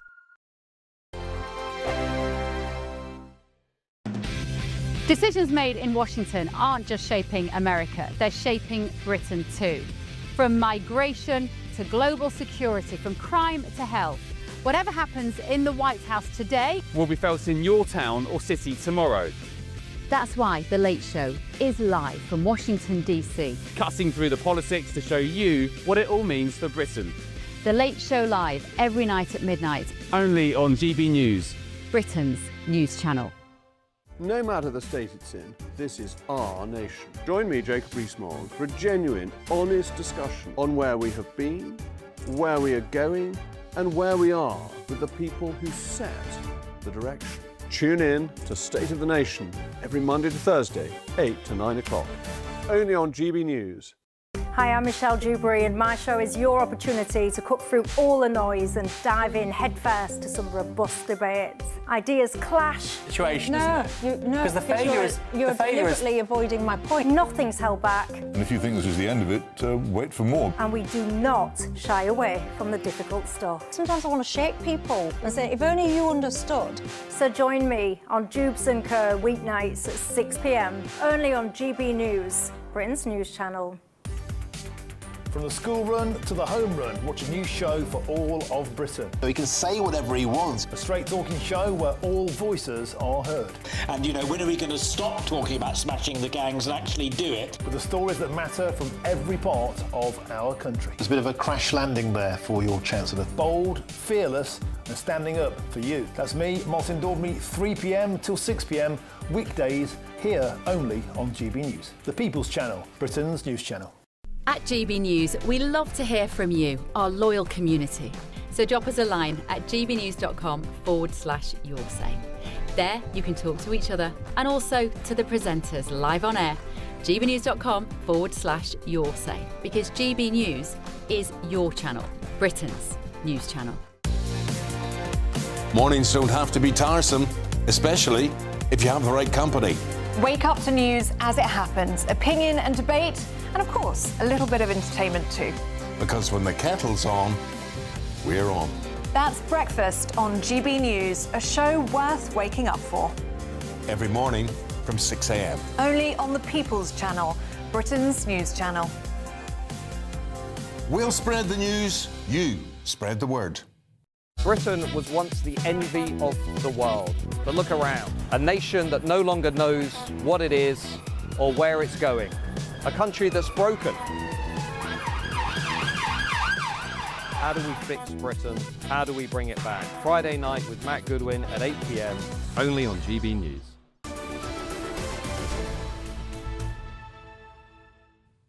Welcome back to Britain's Newsroom. Now, thousands are calling for the introduction of women-only carriages in France, as 31,000 people have already signed a petition in favour of segregation after a woman was attacked on a commuter train.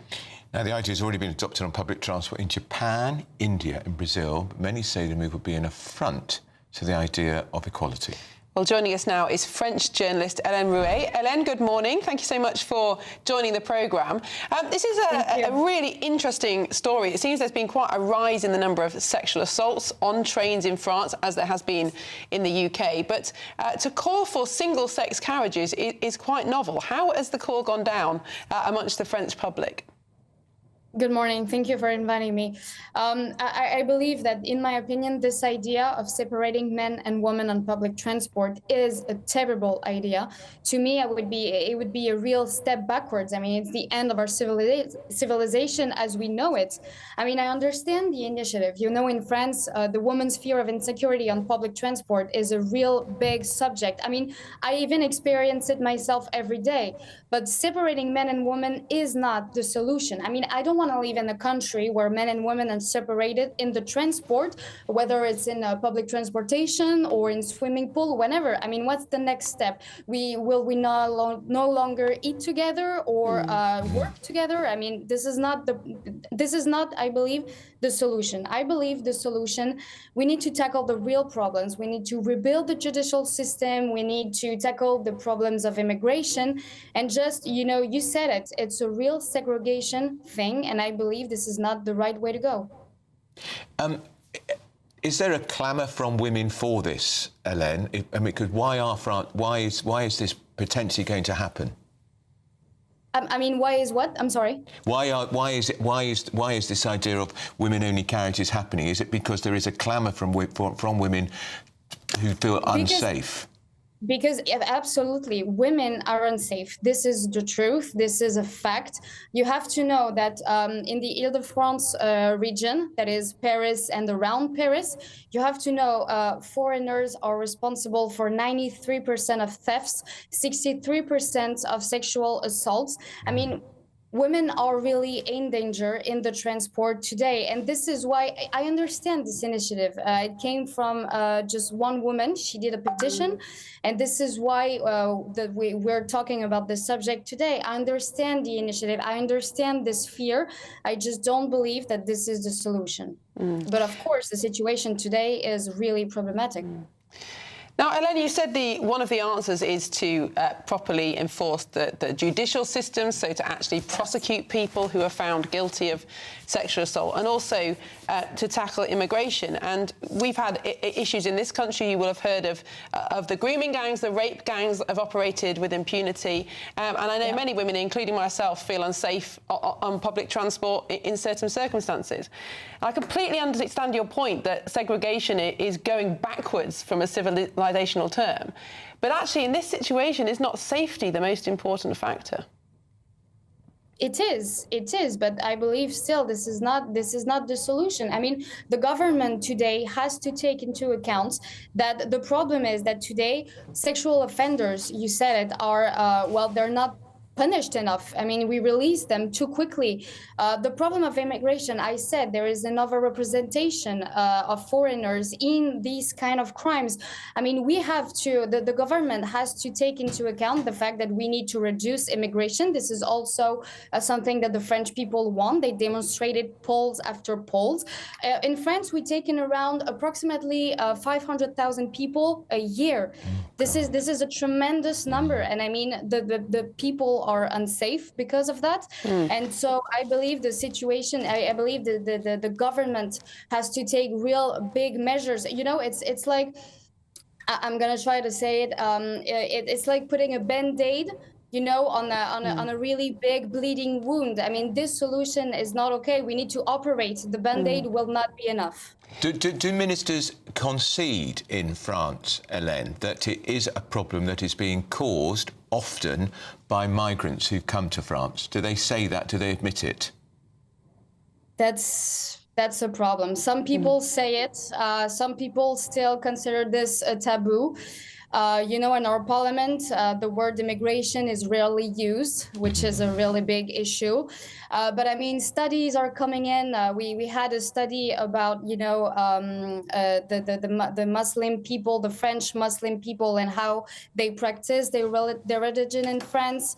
I mean, I believe that things are changing. I believe that people are realizing this now. And I believe that now just to say this doesn't make you a racist person.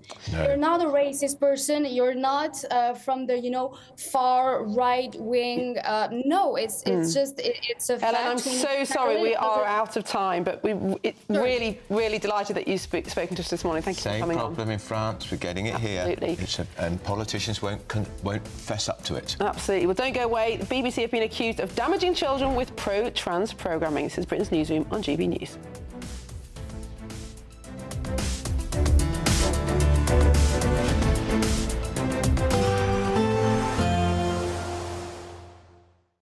Today, clouds overhead, total zen within. Boxed Solar sponsors the weather on GB News. Hello, good morning. Welcome to your latest GB News weather update brought to you from the Met Office. Snow and ice warnings are in force through today until the beginning of Friday. It's going to be another very cold day with a snow warning across parts of the North York moors. That's an amber snow warning, so there will likely be some travel disruption. And there's a risk of ice across parts of the southwest of England, the far northeast of Scotland, as well as Northern Ireland first thing this morning. However, across more western parts of the UK, it will be another bright day away from the far southwest coast of Pembrokeshire as well as Cornwall. And in the sunshine, not feeling too bad, but the sunshine's not out for too long at this time of year. So it's still going to feel pretty cold, particularly if you're exposed to the breeze. Across eastern coast, that's where the onshore breeze will bring those snow showers. Similar weather to what we saw yesterday. So across more northeastern stretches of Scotland, will continue to bring snow showers, bringing a risk of icy stretches through this evening. The snow will continue to settle as well. We're going to start to see snowfall totals starting to build up, particularly on the high ground, and that amber snow warning is still in force into this evening across the North York moors. It will be icy and frosty for inland areas as well, as the temperatures fall away quite quickly through this evening. We're expecting the coldest night of the week so far this evening, as we're going to see long stretches of clear skies and the winds will fall lighter. That's as the high pressure is starting to topple in from the west. We could see temperatures as low as -11 or -12 degrees in rural areas of Scotland where we've got that lying snow. For many areas, though, down to around -5. We're expecting a harsh frost Friday morning. Some snow showers still across the southeast, some sleet and snow, some rain across the far southeast on Friday morning. Elsewhere, a fairly dry and bright day, but looking north and west, that's the first signs of a change to our weather type to milder, wetter weather for the weekend. But before then, another dry, bright and cold day to come on Friday. Bye-bye.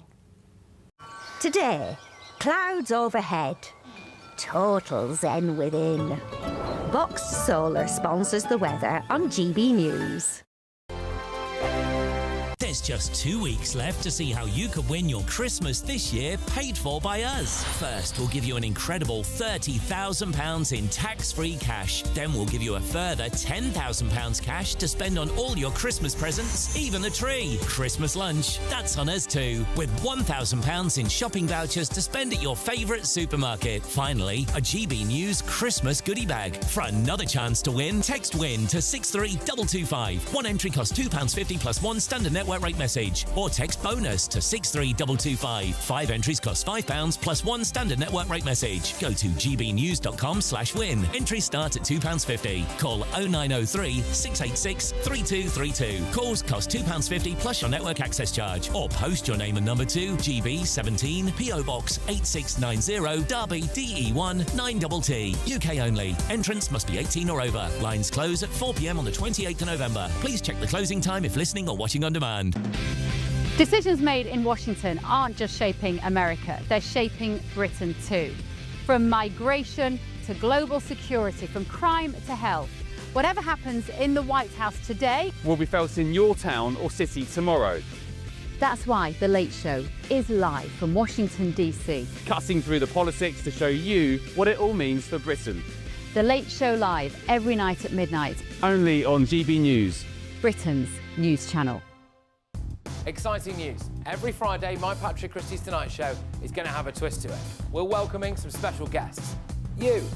That's right, on Fridays I'm going to be doing my show in front of a live studio audience, because this show is about you and what you have to say. It's going to be the same big debates, same big topics, same big opinions, but every Friday night at 9 p.m. you are invited to come on down to Patrick Christie's Tonight to be a part of the action. Only on GB News, the People's Channel, Britain's news channel. At GB News, we love to hear from you, our loyal community. So drop us a line at gbnews.com/yoursay. There you can talk to each other and also to the presenters live on air. gbnews.com/yoursay, because GB News is your channel, Britain's news channel. Join me, Nana Akwe, for an informative, interactive news programme with a difference. It's fun. No, he didn't say that, Dave. I'm so surprised. I think there's an element of truth to that. Join me from 3 p.m. every weekend, only on GB News, Britain's news channel. In the GB Newsroom, we bring you the news as it happens. With our team of dedicated journalists across the UK, we're ready to keep you up to date with what's happening every half an hour, every single day. Bulletins here on GB News, the People's Channel, Britain's news channel.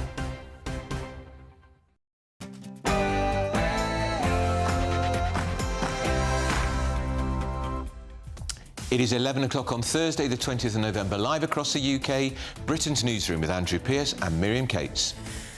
Well, the SAS have threatened the government with legal action over its Troubles Bill. SAS veteran Dr Bob Parr spoke to GB News.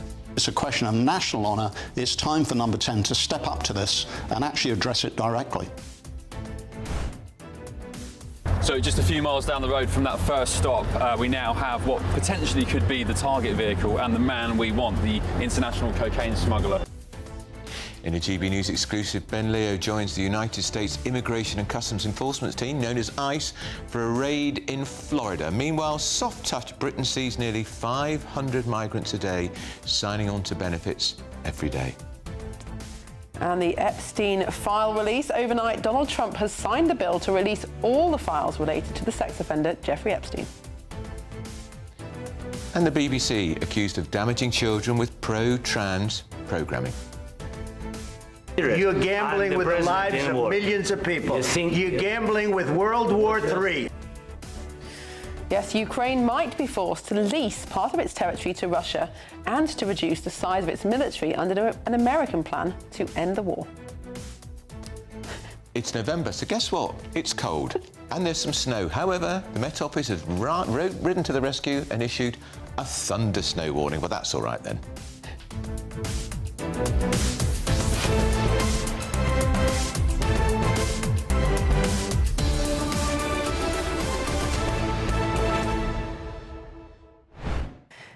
And we have some breaking news for you. The dangerous sexual predator and ex-police officer David Carrick has been jailed for life with a minimum term of 30 years at the Old Bailey after being convicted of molesting a 12-year-old girl and raping a former partner.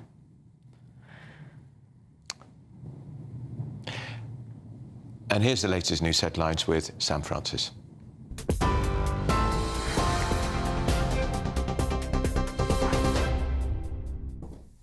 Very good morning to you. Just after 11 o'clock, well, we'll bring you plenty more on that breaking news regarding David Carrick in just a short while. First, though, the other stories making the news. Westminster is on edge as the COVID inquiry prepares to publish its long-awaited report into political decision-making during the pandemic. The findings will examine how key ministers and senior officials still in government handled the crisis, from the timing of the first lockdown in March 2020 to the delayed second one in autumn. It will assess whether enough attention was paid to the impact of restrictions on vulnerable groups and scrutinise the government's messaging, including those stark public health adverts. More than 160 witnesses, including Boris Johnson, have given evidence, with all four nations now set to come under the microscope. The Armed Forces Minister has been summoned to the Commons to explain why MPs were told nothing about a Russian spy ship until it was revealed in a Downing Street speech. You can see here from the Commons the Conservatives forcing that urgent question, accusing the Defence Secretary of bypassing Parliament. On Wednesday, he confirmed the vessel was loitering near the UK's waters, apparently eyeing undersea cables and even shining lasers at RAF jets sent to track it. Pressure's now growing on how the warning was handled by Downing Street and what the Russian ship's move might be next. President Trump says he's signed new legislation ordering the US Justice Department to release its files from the criminal investigation into Jeffrey Epstein. Under the law, officials now have 30 days to publish the documents, but it's unclear how many will actually see the light of day. The Justice Department will withhold potentially anything that risks an active investigation, and that does matter because just last week the president announced a new federal probe into Epstein's links to his Democratic opponents, a move critics say could be used to keep key material under wraps. New figures show nearly 500 migrants every day are signing up for universal credit. 1.3 million foreign nationals now claiming the benefit, making it the highest data on record. It comes as the Home Secretary prepares to unveil sweeping changes to curb legal migration. It will make a migrant's right to settle in the UK dependent on not claiming benefits, paying tax, speaking strong English and having a clean record. Shabana Mahmood is expected to confirm plans to double the wait for indefinite leave to remain today from 5 to 10 years. And she's also considering a big increase in cash incentives for voluntary returns, rising above the current £3,000 on offer, saying it could prove value for money. American military officials are heading to Ukraine for talks on ending the war amid reports that Washington and Moscow are floating a peace plan requiring Ukraine to make major concessions. It's understood the proposal would force Kyiv to give up territory, including the entire Donbass, and accept strict limits on its long-range weapons and the size of its military. Moscow, though, has pushed similar demands before. Ukraine, though, says it's an outright capitulation. The US State Department won't comment, and Secretary of State Marco Rubio hasn't addressed the claims directly, but he has posted online about the need for realistic ideas and concessions from both sides.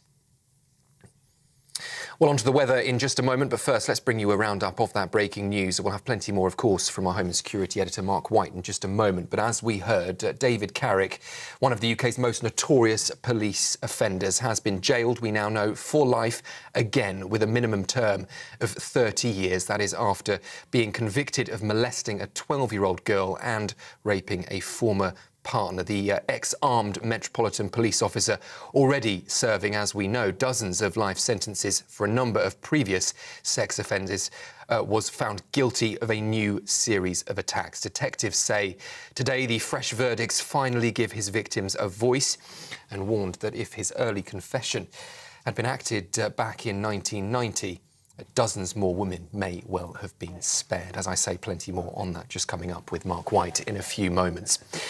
Well, the UK has shivered through its coldest night so far, with temperatures sinking well below freezing across all four nations, down to -6 in Cumbria and -5 in Wales. Yellow warnings for snow and ice stretch across much of the country. And there's an amber alert for North Yorkshire, where up to 25 centimetres of snow could fall on higher ground. Forecasters say some could even see thunder snow later. That's a rare winter thunderstorm with heavy, fast-falling snow. You're up to date just after 11 o'clock. Let's get more now on that breaking news with Andrew and Miriam. Take the GB News family with you on any device. As long as you have an internet connection, tune into GB News anywhere on the planet or beyond.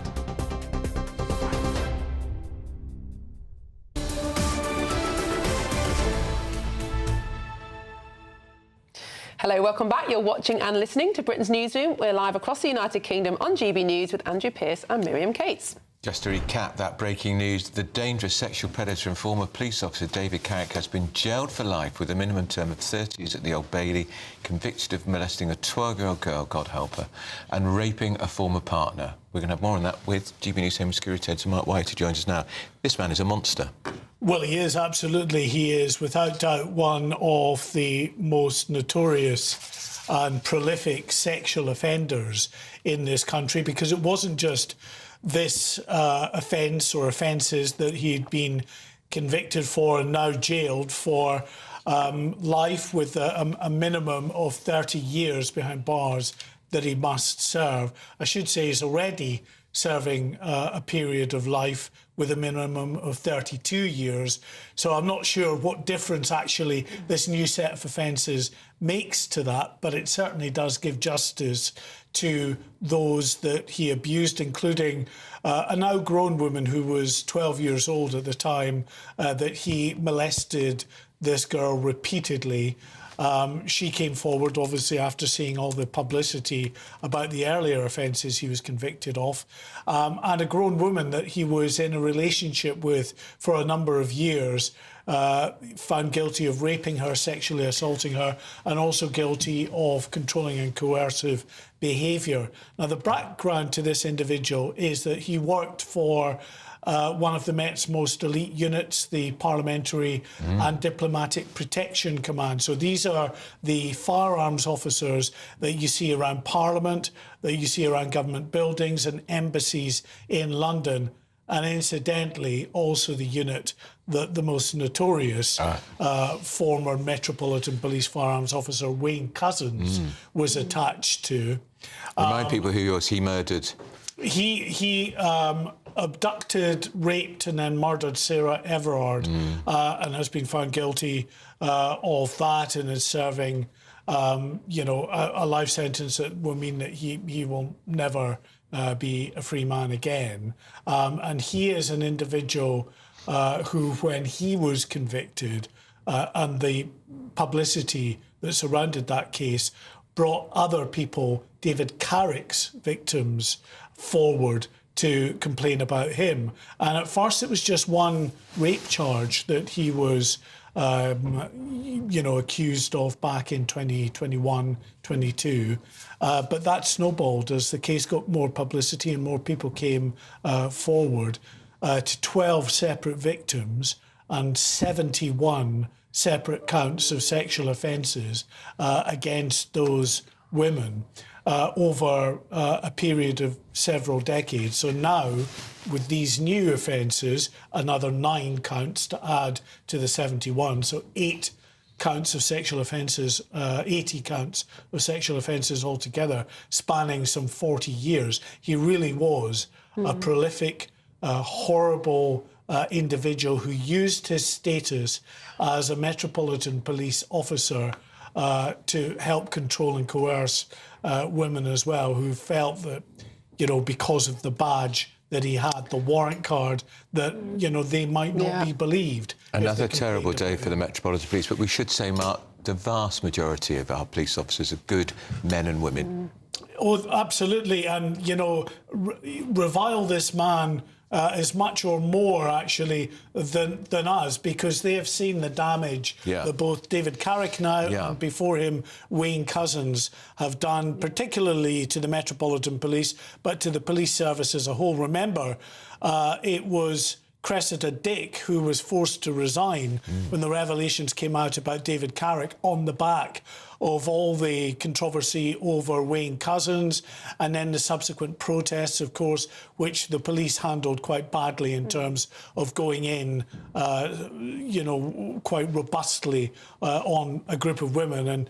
And then when the David Carrick case came to light, the London Mayor Sadiq Khan said he had no confidence She was in Cressida Dick. Our first woman Metropolitan Police Commissioner. I was just going to say the absolute ironic thing about this man, Sadiq Khan, saying he had no confidence in a woman who is effectively forced out by the actions of 2 men under her command, and a mayor above her who said he had no longer any confidence in her. She was a victim too of all the misogyny that was going on and the absolutely atrocious behaviour from certain individuals within the Metropolitan Police. All right, that's Mark White, our security editor. Now, hundreds of parents claim the BBC's changed their children with pro-trans bias. Well, this comes as parents say their kids are being drip-fed one-sided pro-trans shows. Well, the Bayswater Support Group, which represents mothers and fathers of young kids and teenagers, are calling for Ofcom to investigate the BBC coverage. Let's talk to the founder and director of Transgender Trend, Stephanie Davis arrives. Stephanie, do you recognise the description of the BBC in the way these mothers and parents think it is failing their children? Yes, absolutely. And I'm very glad that the Bayswater parents are taking this to Ofcom. And some of our evidence, the dossier that we compiled, is being used in this case. We've been documenting this for 10 years, and more than 10 years, the BBC has been relentlessly promoting a real extreme transactivist message to children through their children's programming, which is what we're mostly concerned with.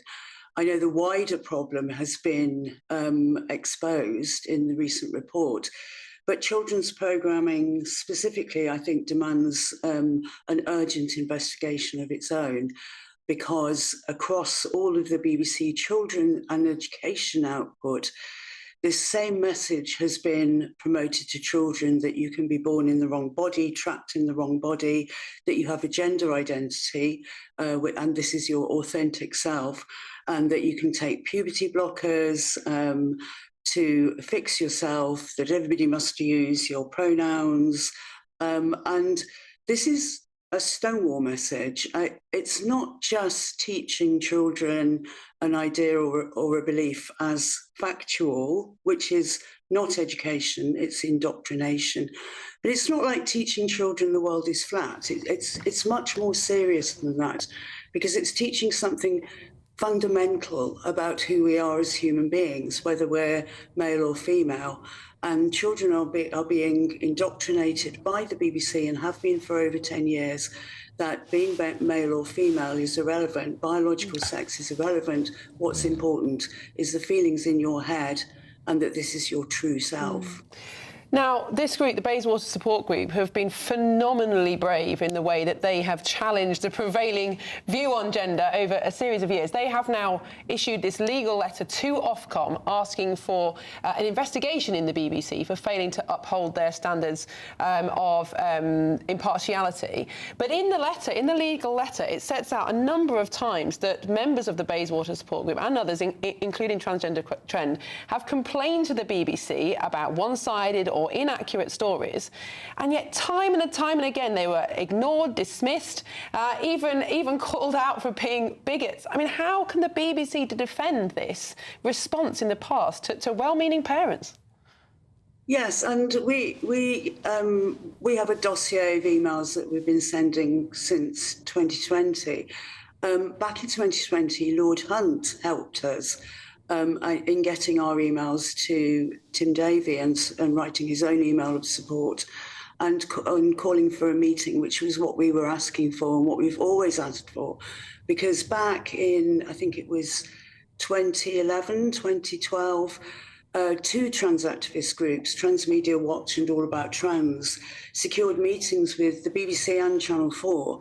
And in 2014, they met with the head of Children's, which was Joe Godwin at the time, and had actually two meetings in that year with CBBC, the children's channels.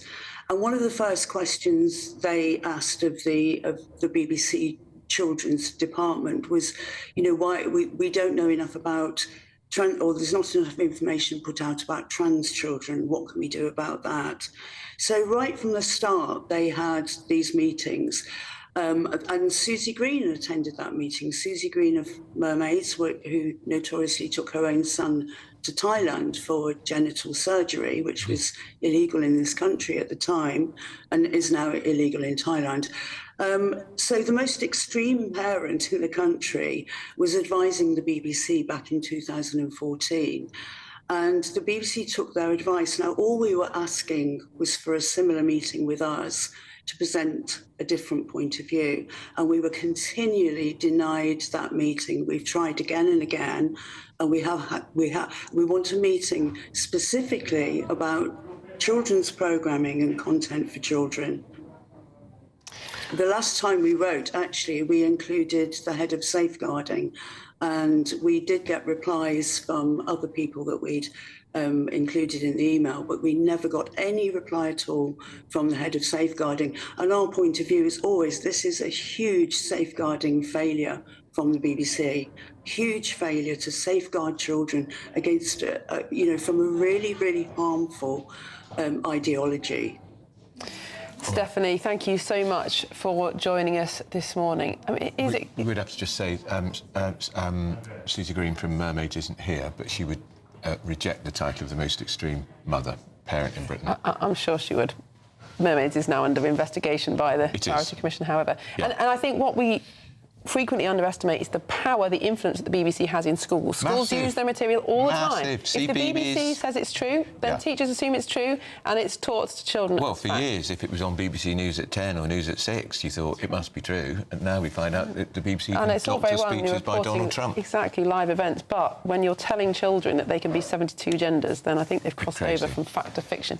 Well, a BBC spokesman said... It's a pleasure for yours. You know you like reading these things. BBC News has taken a number of actions related relating to our reporting of sex and gender, including updating the news style guide and sharing new guidance, making our social affairs editor responsible for this coverage. And where there have been concerns about particular stories, we have addressed them. We continually review our coverage to reflect developments such as the recent Supreme Court ruling. Now, the Met Office has issued a thunder snow warning, whatever that is. Let's cross to GB News Yorkshire and Humber reporter Anna Riley. Wow. Good morning. It's like a picture postcard scene here in Munston in North Yorkshire.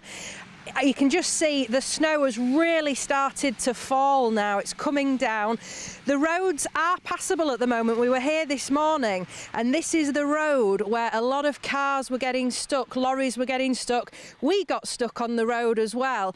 But as more traffic has been coming through here throughout the day, the road does seem to have cleared. But now this snow is settling in some parts of North Yorkshire. There could be up to 25 centimetres of snowfall in higher areas. So with the snow coming down now, let's see what the road conditions are like later on. We know in the area across North Yorkshire, schools have been closed, so we've seen children by the beach making the most of the snowy weather. They've been out with their spades and instead of shoveling sand, they've been shoveling snow. They've been out on their sleighs as well.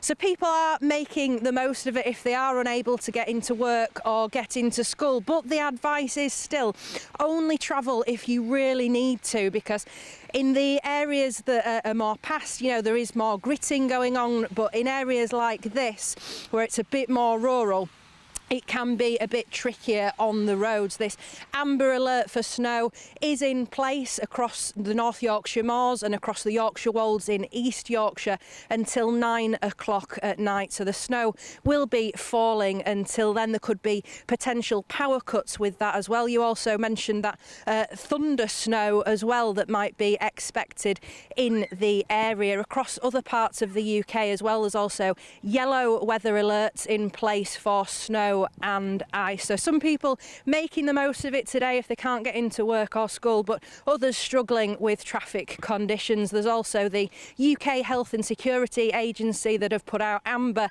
and yellow weather alerts as well, that there could be extra pressure on the NHS services due to these cold weather conditions. So they ask people to check on any vulnerable relatives, friends and neighbours in this weather. But certainly we've seen the best of British here today, people coming together, helping each other out of these snowdrifts to get on with the day.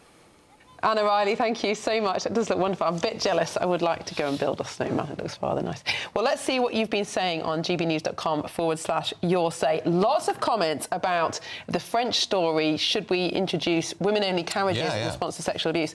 Well, Robert says, what's the problem?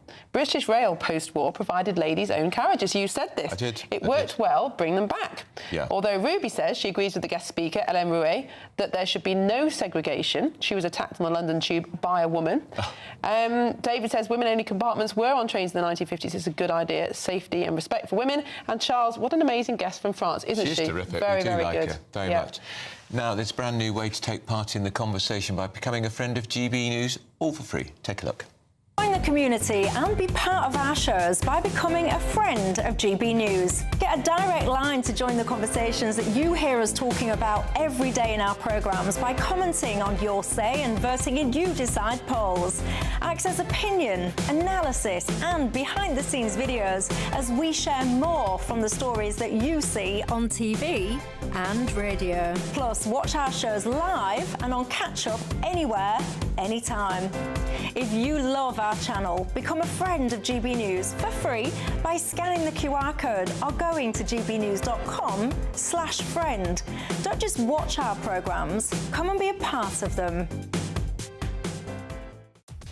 Well, up next, are we going to see any more Labour MPs move aside for the Mayor of Greater Manchester, Andy Burnham, to challenge the PM for his leadership? And he's criticised the government's proposals on migration. Funny that. Yes, indeed. He's positioning himself. There will be a challenge, possibly. Well, all that and more with Carol Malone and Jonathan Liss, who are ready and waiting on the sofas. This is Britain's Newsroom on GB News.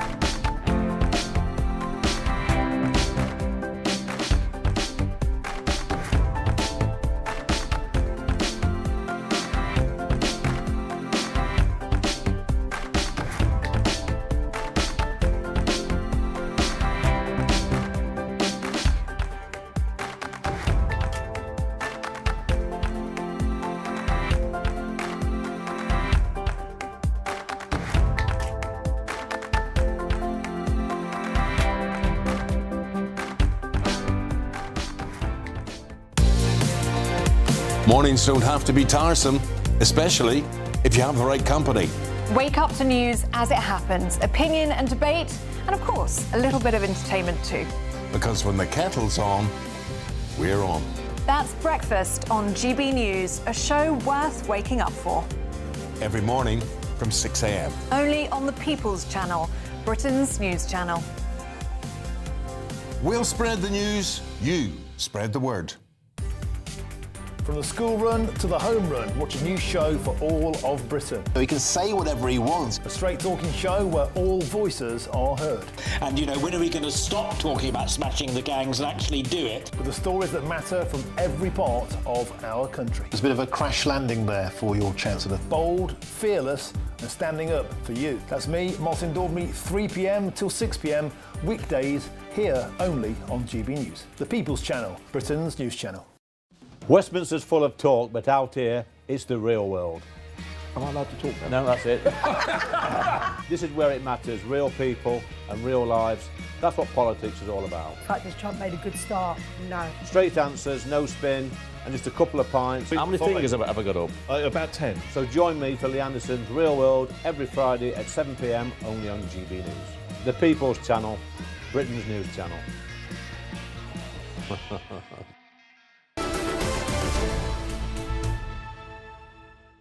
Welcome back. 26 minutes past 11. We are live across the United Kingdom with Andrew Pearce and Miriam Cates and our panel, Carol Malone and political commentator Jonathan List. So they're shouting my ear Andy Burnham because he's given an interview this morning, Malone, where he says he does not agree with the language of Shabana Mahmood, the Home Secretary, on immigration, the getting tough stuff. This is a man positioning himself, potentially to challenge Keir Starmer, because we know Clive Lewis said yesterday he's got what's potentially a safe Labour seat, 16,000, he'd stand down to make way for Burnham. So in saying that, he's now alienating himself from all Labour voters now, because Labour voters and I'm not talking about the Liberal elite Labour, I'm talking about... What, you mean Jonathan List there? Liberal elite Labour. Out there who voted Labour. So he's now alienating everybody, and he's just showing what a soft touch he's going to be. And this just shows, if he's saying this stuff now, you know, Shabana Mahmood is not being cruel. All those reforms she nicked from Denmark, as we all know. Anyone who's been to Denmark knows it's not a dystopian country, it's not a cruel country. In fact, it treats its immigrants incredibly well. And I have been to Denmark and I've interviewed immigrants there who are deliriously happy with their lives there because they like the strict rules, they like the fact that the Danes are strict and don't just let anyone in. So basically, so to say now that this is all dystopian and cruel and heartless, no, it isn't. We have a terrible problem. You know, there's a story today saying that 500 migrants a day are signing for benefits in this country. Let her finish. Let me finish. 500 migrants a day signing up for benefits. 1.3 million already claiming benefits. The bill for us every year, just for looking after refugees and asylum seekers, is 3 billion quid. This has to stop. You know, this morning there would have been hard-working Brits at bus stops and at tube stations in the freezing cold going to work to pay for all of this, and it's not on, and people are angry. And Burnham, by saying this stuff, by saying Shabana Mahmood is being cruel and heartless and the reforms are cruel and heartless, they're not. But of course, what he's trying to do, Jonathan, is get the support of Labour Party members and MPs who probably do. Andrew, not everyone is as cynical as you. There are plenty of people in the Labour Party who genuinely do think that these reforms are absolutely cruel. It's not just politicking and positioning. They are incredibly cruel. Against Shabana Mahmood, he's got much more chance of scooping up Labour members' votes. Of course he does. But Burnham is the most popular Labour leading politician by far, and that's why he's in a good position. Do you like him? Lewis, I do like him actually. Look, I didn't think that he was a very competent. I didn't think that he would be the best Labour leader back in 2015 when he was in pole position. But I think now, you know, the options are dwindling. Look, I think, and one thing I'll say for Shabana Mahmood is she is a very, very good politician. She's a very, very strong speaker. I think that her stocks have risen immeasurably in the last week. But that doesn't mean I agree with her. But you just said that cruel. Okay, What's cruel about? I think. Well, look. I love Denmark, Carol. I love Denmark as well. I absolutely love Denmark. I have many friends there. I go to Copenhagen all the time. And what they do to migrants is abhorrent. They confiscate jewellery from people. 16 times, by the way, in 4 years. Right. It's still a policy. It's still a policy. If you've got jewellery and you can afford £4,000, and for the migrants coming here, they pay £4,000 to get here. What is cruel about? And the other thing about Denmark is that, and which is Mahmood is trying to imitate is that you have to almost reapply. You have to have your immigration, your refugee status reevaluated every few years. What that does, perversely, is it disincentivizes integration. It means that people are always worried they can't put down roots because they're worried that as soon as their country is declared safe, which, by the way, will cost millions and millions of pounds of resources we don't have from a Home Office, which is already famously doing so well, to increase the workload every couple of years to go back on cases that have already been settled. And those people you find in Denmark, actually, I think you have much lower levels of employment for migrants than you do in this country. It is true. It is true. It is true. There are fewer the rate of migrant employment in Denmark is lower than comparable figures in this country because people have the right to integrate. Once you are settled as a refugee, I think people should be allowed to go back. If they want to go back, of course they can go back. There is currently no solution for the immigration problem. We are admitting people day after day after day. There's not enough money, there's not enough housing, the infrastructure of this country can't cope, and yet more are pouring in every day. 500 a day almost. 500 a day are claiming more benefits. How can this work indefinitely? Well, those are the people that have stopped. But Carol, those are people who have indefinite leave to remain or who have their rights guaranteed by EU settled status. And let's not forget there are many British people in EU countries who claim benefits on a reciprocal level. I think that of course there needs to be clear rules about it. People don't get to claim benefits as soon as they come off the plane. That's not how it works. You have to be here for many years. On the migrants issue, can I ask you about the story that's in some of the papers today that the French are considering using nets to snare the dinghies? Do you know, when I first read this, I thought, oh my God, that's harsh, because I thought we were going to throw nets over migrants. They're not fish, Carol. Because I'm not the only one, because I came in here this morning and loads of people said, yeah, I thought that too. But no, what they're actually doing... they're talking about it. They're talking about... No, some nets have been issued to cops already. There's 5 or 6 patrols out there. What they're doing is throwing these nets out into the water to get caught in the boat's propellers, to stop the boats getting away. Now... already the chief Coast Guard in France has said this can't work, this can't be done safely because the boats will turn over, they could bunch into other boats. He's just saying there's no way they can do this safely. The French, a lot of French unions now are saying this is inhumane. I'm sure that's what this is not going to work. But this is Macron yet again, because our contract with him comes up for renewal in March. So he's wanting to get more money. So he's making it look like he's actually going to do something to stop the migrants getting here, when this will be voted down by every aspect of his own government, his own party. So it's just not going to work. Well, look, we say this so many times, but what you have at the moment is a completely broken system that the government is not actually interested in fixing, because to fix it will require the government to be realistic about the problem. And the problem is, well, it's not necessarily a problem. The problem is that Britain is an attractive country for many people. It won't and there are then people won't want to come. But at the moment, Britain's an attractive country. People want to come. The government can either work with that or it can outsource it to the trafficking gangs. On that point, that almost point of harmony between you two, no, we have to go to our 60-second news update with an impatient Sam Francis.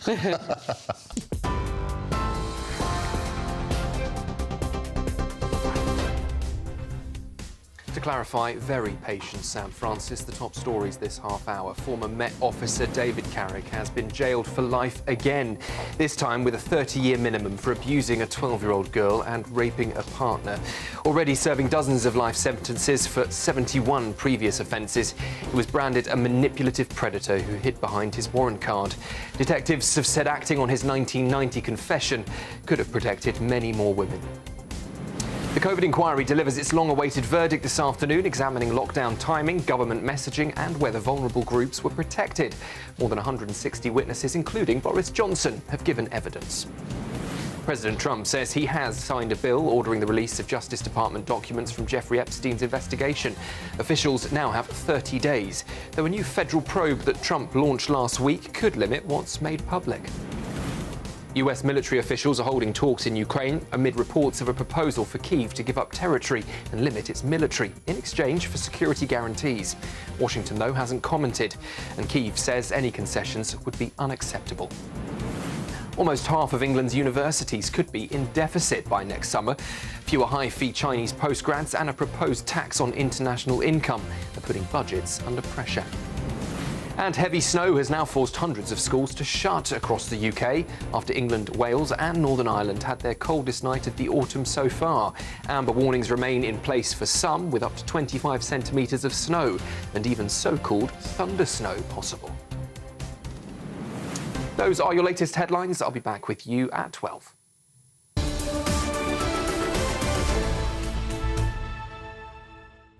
Good afternoon, Britain. Tom and Dawn, what are you doing? When people come to this country, you expect them to contribute. That's what we're told, that migrants will come here and make a big contribution. And yet 500 a day are signing on to benefits. In a spooky coincidence, exactly the same number as in Florida. Although in Florida, they have a slightly different approach.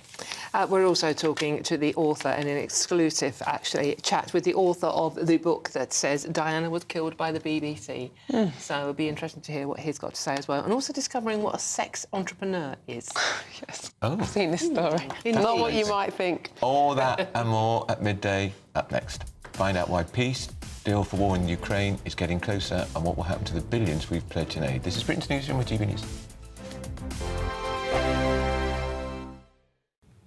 Hello and welcome to the latest update from the Met Office for GB News. It is a cold day for all of us today with Arctic winds across the country, bright skies for most, but for some, further wintry scenes. We've seen snow affecting parts of northeast England, northern Scotland and some locations in Pembrokeshire even. And we'll continue to see showers move in during the rest of Thursday across parts of Northern Ireland, northern Scotland, eastern Scotland into northeast and eastern England, as well as the southwest. Those showers around coasts falling as rain and sleet, but inland and over higher ground, further snow to come. The showers tending to ease off later. In between, some bright skies, some decent sunshine, although continuing to feel cold with that Arctic wind. And overnight, the main issue will be icy patches because we'll have further showers coming in to northern Scotland, for example, giving some slippery surfaces and further snow accumulations over hills. Those showers easing off a little for Northern Ireland, but still some around to cause some icy issues first thing Friday. Likewise for West Wales into Cornwall, but for much of the rest of Wales and the southwest of England, as well as a broad central part of the UK, it's simply a clear and in places frosty night, although there'll be an increase in cloud cover across the east of England, mitigating against hard frost here. But those showers will continue across parts of eastern England, and again, likewise here, we're going to see some icy patches first thing Friday. So yeah, slippery surfaces first thing, frosty, temperatures below -10 Celsius, where we've got snow cover across parts of Highland Scotland. And that cold feel continues through the day, but the one difference is that the showers will have mostly gone. Plenty of sunshine out and about. Some rain moving into the northwest of Scotland, marking a change to milder and wetter for the weekend. I want to know what's really going on in the corridors of power. Labour don't know what to do with you half the time, and that makes you quite lethal in the chamber. Get behind the headlines with Chopper's Political Podcast. Join me, Christopher Hope, as I sit down with the great and the good of British politics. We'll see where this ruling takes us. These are the stories shaping our nation. Chopper's Political Podcast, available now on all platforms. Listen in and stay ahead. Decisions made in Washington aren't just shaping America, they're shaping Britain too. From migration to global security, from crime to health. Whatever happens in the White House today will be felt in your town or city tomorrow. That's why The Late Show is live from Washington, D.C. Cutting through the politics to show you what it all means for Britain. The Late Show live every night at midnight. Only on GB News, Britain's news channel.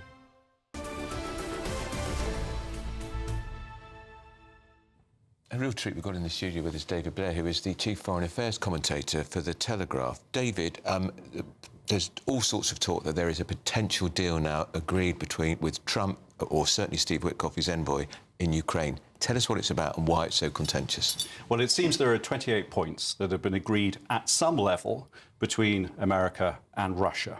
And it seems that Trump's personal envoy, Steve Witkoff, has negotiated these points with a number of Russian officials. Now, what we know about the 28 points is pretty chilling. So, for example, under one of them, Ukraine would have to get rid of half of its army. It would have to get rid of its ability to conduct long-range strikes on Russian territory. And worst of all, it would have to sacrifice territory that the Russians do not actually hold. It would have to give up all of the Donbass region, about 2,500 square miles of which are still in Ukrainian hands, which their soldiers have been fighting and dying doggedly to defend for the last 3 years. So if anything like this does actually happen, and I stress it could all fall apart, but if anything like this did happen, the prognosis will be very bleak indeed. Well, this would be a surrender for Ukraine, in other words, if they had to accept this. It would be going a lot further than any of them could possibly imagine. I'm not sure surrender would be the right word, because Ukraine would still survive. Right. About 80% of Ukraine would still be there. It would still be a viable state. Putin would not have achieved all his objectives. The great danger is that he would come back for more. Yeah. Yes, precisely quite. because he hasn't achieved all his objectives this time. But he would prepare for a third invasion. Because remember, Ukraine's on its second Russian invasion, and this war began 11 years ago. Yeah. When the West did nothing. When the West did very little apart from impose sanctions on Russia that were very ineffective. And we did not arm Ukraine back in those days. But in a way, the Ukrainians will have very little choice, because if the US pushes this deal, they've said that as part of it, there could be a US security guarantee. Now, how much that means, given that in the past, the US has guaranteed the Ukrainians security, and we all know where that ended. So what choice will the Ukrainians have, and why are they offering to, or why are the US offering for them to lease their land rather than to change the border? Well, I think the crucial question is, what options would Ukraine have? Is America now going to try and impose this deal and bring all its leverage to bear to force it down Zelensky's throat? Will that happen or will it not? If the Americans try that, the next question is, will Europe stand with Ukraine? Well, that was my question. Well, this country in particular has paid billions and billions of pounds to support the military operation. Billions more has been pledged. Do we then stop doing it because Ukraine has lost? Well, I hope that moment won't come. I don't think it will.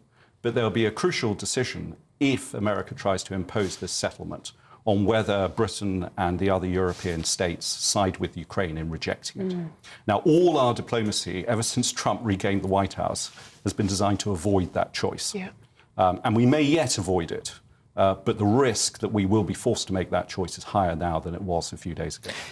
Sorry, I was going to say, does Britain get involved, have any say in this, or is this a deal that, does America call all the shots here? America doesn't call all the shots. Right. Because remember, Trump has already stopped giving financial support to Ukraine. Yeah. He does give weapons, but he sells them only on commercial terms. So Europe is now the biggest supporter of Ukraine, both financially and militarily. So if Europe decides to just carry on, no matter what America says, well, that's a viable option. It's not an absurd option. And among the countries that will make that decision, Britain's voice will be very important indeed. What is the long-term prognosis, though? Because even if this deal is abandoned, even if the West continues to support Ukraine, the Russians would say they're winning, they're still making some small advances. There's no prospect of the war ending or either side winning. Well, I remember I happened to be working in 10 Downing Street when the invasion happened in 2022. And I remembered then that the general consensus was that Ukraine would fall very quickly. And in fact, you might have read some experts thought that Kiev would fall on day 3. That's right. So for me, I still find it extraordinary that they're still fighting. Zelensky is in control of 80% of his country and is able to travel. It's a remarkable thing. So I would never count the Ukrainians out. But if a settlement is imposed upon them on these terms, it would pave the way for another war. And also, could Zelensky survive that domestically back in Ukraine? That's a very good question, and I think the answer is probably not. He's already under huge domestic pressure because you might remember there's been a corruption scandal in Kiev which implicates senior members of his government. So this is a moment of weakness. And the great danger is that the Russians and the Americans have jointly identified this as a moment when Zelensky is... And domestic morale is quite low. Far fewer Ukrainians want to fight to the end now than they did when the war started. They've been fighting for 11 years, and their losses, we don't know their exact losses, but they're huge. And 14 million Ukrainians have been driven from their homes. They've suffered immensely. And remember that the army that they're holding back, the Russian army, is the army that threatens all of us. David, Trump is so mercurial and unpredictable. Just a few weeks ago, we thought he might be giving Ukraine long-range missiles to strike deep into the heart of Russia. Now it appears he's done a volte-face again and he's back on Putin's side. Could he wake up next week and change his mind again? Quite possibly. It was only in September that he said that Ukraine could win outright and recover all the lost territory. So with Trump, you just never know. That's why I don't think we should be too pessimistic just yet. I don't think anything is settled. The key thing is that the Ukrainians are still fighting and we are still supporting them. And as long as that's the case, then they still have options. David Blair, thank you so much. Fantastic update on the Ukrainian situation. I worked with him when I was on the Daily Telegraph. He's always been brilliant. Oh, well, there you go then. Thank you so much for coming in. Really appreciate it. Well, coming up next, Environment Secretary Emma Reynolds has this morning pledged to support British farmers. We'll tell you how in just a moment. Really? Has she? Sure. Before that, you want some elusive holiday sun? Here it is.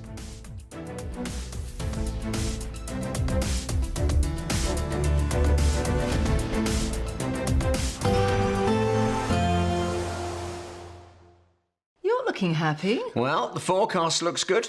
So you've sorted the travel insurance then? All Clear Travel Insurance sponsors GB News Travel Destinations Forecast. Hello, some drier weather for Portugal over the next few days. Rain will affect parts of the Canaries, in particular Tenerife through Friday. Highs of 19 degrees with overcast skies. Lisbon looking nice and dry, just 10 degrees though, so still fairly chilly. Now the remnants of Storm Claudia moving into the Mediterranean, bringing some persistent wet weather through Friday and into the weekend as well. But if we look to Tenerife, it is looking much drier and brighter by Monday. Bye-bye.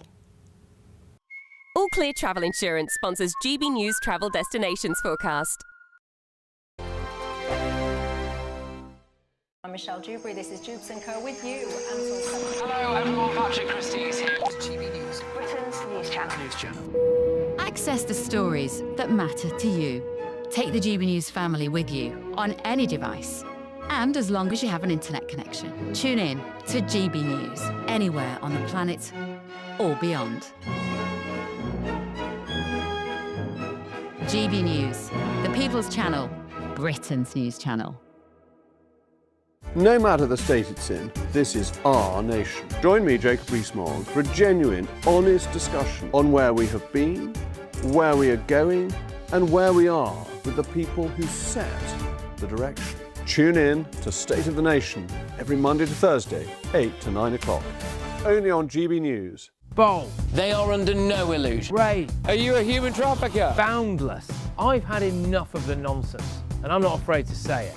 Don't get this on the BBC. Every weeknight, I tear through the headlines. The smell of gasoline. Should we be worried about it? From Westminster madness to cultural war chaos. What I'm going to do now, they are throwing things out the car as we speak. Get ready, Britain. Here we go. Patrick Christie tonight, weeknights from 9 p.m, only on GB News, Britain's news channel. At GB News, we love to hear from you, our loyal community. So drop us a line at gbnews.com/yoursay. There you can talk to each other and also to the presenters live on air. gbnews.com/yoursay, because GB News is your channel, Britain's news channel. Hi, I'm Michelle Dewberry, and my show is your opportunity to cut through all the noise and dive in headfirst to some robust debates. Ideas clash. Situation, no, Because the failure is... You're deliberately avoiding my point. Nothing's held back. And if you think this is the end of it, wait for more. And we do not shy away from the difficult stuff. Sometimes I want to shake people and say, if only you understood. So join me on Jubes & Co weeknights at 6 p.m, only on GB News, Britain's news channel. Join me, Nana Akwe, for an informative, interactive news programme with a difference. It's fun. No, you didn't say that, Dave. I'm so surprised. I think there's an element of truth to that. Join me from 3 p.m. every weekend, only on GB News, Britain's news channel.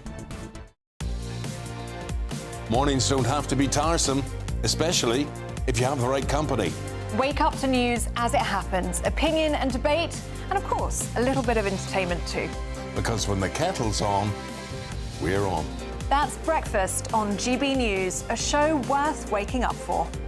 Every morning from 6 a.m. Only on the People's Channel, Britain's news channel. We'll spread the news, you spread the word.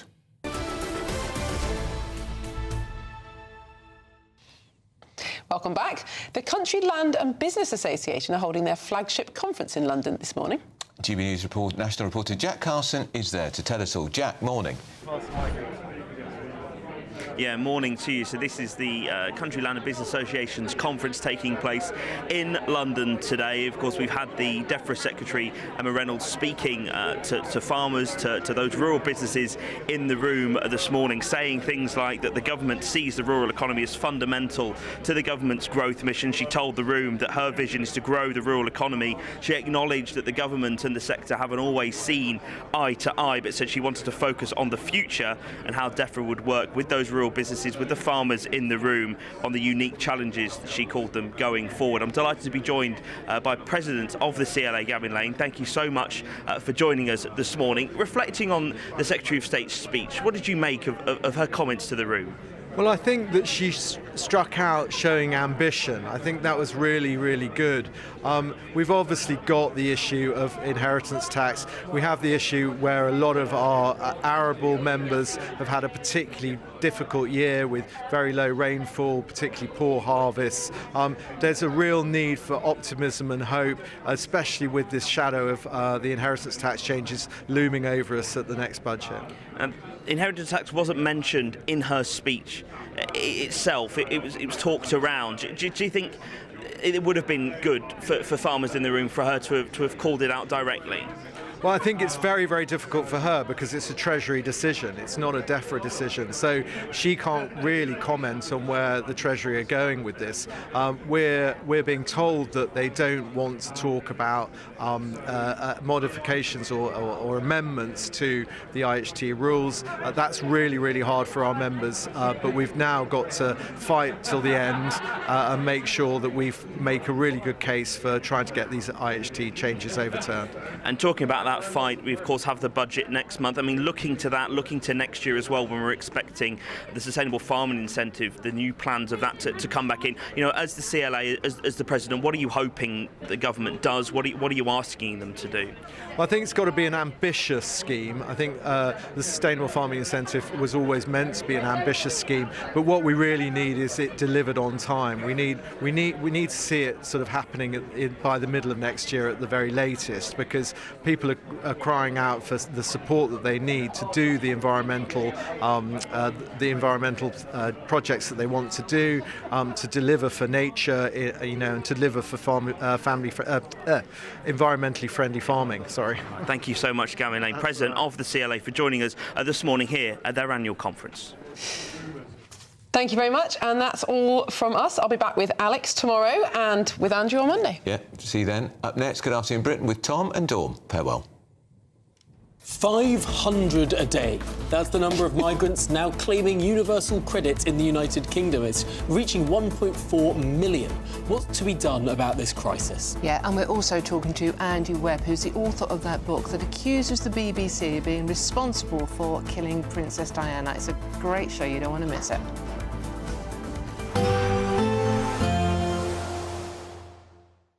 Expect warm spells with the odd rude interruption.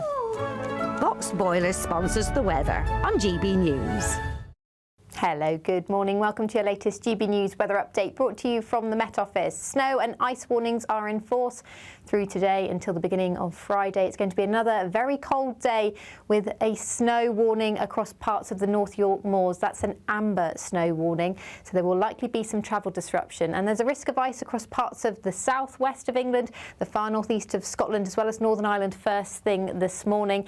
However, across more western parts of the UK, it will be another bright day away from the far southwest coast of Pembrokeshire as well as Cornwall. And in the sunshine, not feeling too bad, but the sunshine's not out for too long at this time of year. So still going to feel pretty cold, particularly if you're exposed to the breeze. Across eastern coast, that's where the onshore breeze will bring those snow showers. Similar weather to what we saw yesterday. So across more northeastern stretches of Scotland, we'll continue to bring snow showers, bringing a risk of icy stretches through this evening. The snow will continue to settle as well. We're going to start to see snowfall totals starting to build up, particularly on the high ground, and that amber snow warning is still in force into this evening across the North York moors. It will be icy and frosty for inland areas, as well as the temperatures fall away quite quickly through this evening. We're expecting the coldest night of the week so far this evening, as we're going to see long stretches of clear skies, and the winds will fall lighter. That's as the high pressure starting to topple in from the west. We could see temperatures as low as -11 or -12 degrees in rural areas of Scotland, where we've got that lying snow. For many areas, though, down to around -5. We're expecting a harsh frost Friday morning. Some snow showers still across the southeast, some sleet and snow, some rain across the far southeast on Friday morning. Elsewhere, a fairly dry and bright day, but looking north and west, that's the first signs of a change to our weather type to milder, wetter weather for the weekend. But before then, another dry, bright and cold day to come on Friday. Bye-bye. Expect warm spells with the odd rude interruption. Box Boilers sponsors the weather on GB News. There's just 2 weeks left to see how you could win your Christmas this year paid for by us. First, we'll give you an incredible £30,000 in tax-free cash. Then we'll give you a further £10,000 cash to spend on all your Christmas presents, even the tree. Christmas lunch, that's on us too, with £1,000 in shopping vouchers to spend at your favourite supermarket. Finally, a GB News Christmas goodie bag. For another chance to win, text WIN to 63225. One entry costs £2.50 plus one standard network rate message, or text BONUS to 63225. 5 entries cost £5 plus one standard network rate message. Go to gbnews.com/win. Entries start at £2.50. Call 0903 686 3232. Calls cost £2.50 plus your network access charge, or post your name and number to GB17 PO Box 8690 Derby DE1 9TT. UK only. Entrance must be 18 or over. Lines close at 4 p.m. on the 28th of November. Please check the closing time if listening or watching on demand. From the school run to the home run, watch a new show for all of Britain. So he can say whatever he wants. A straight-talking show where all voices are heard. And, you know, when are we going to stop talking about smashing the gangs and actually do it? With the stories that matter from every part of our country. There's a bit of a crash landing there for your Chancellor. Bold, fearless and standing up for you. That's me, Martin Daubney, 3 p.m. till 6 p.m, weekdays, here only on GB News. The People's Channel, Britain's news channel. Westminster's full of talk, but out here, it's the real world.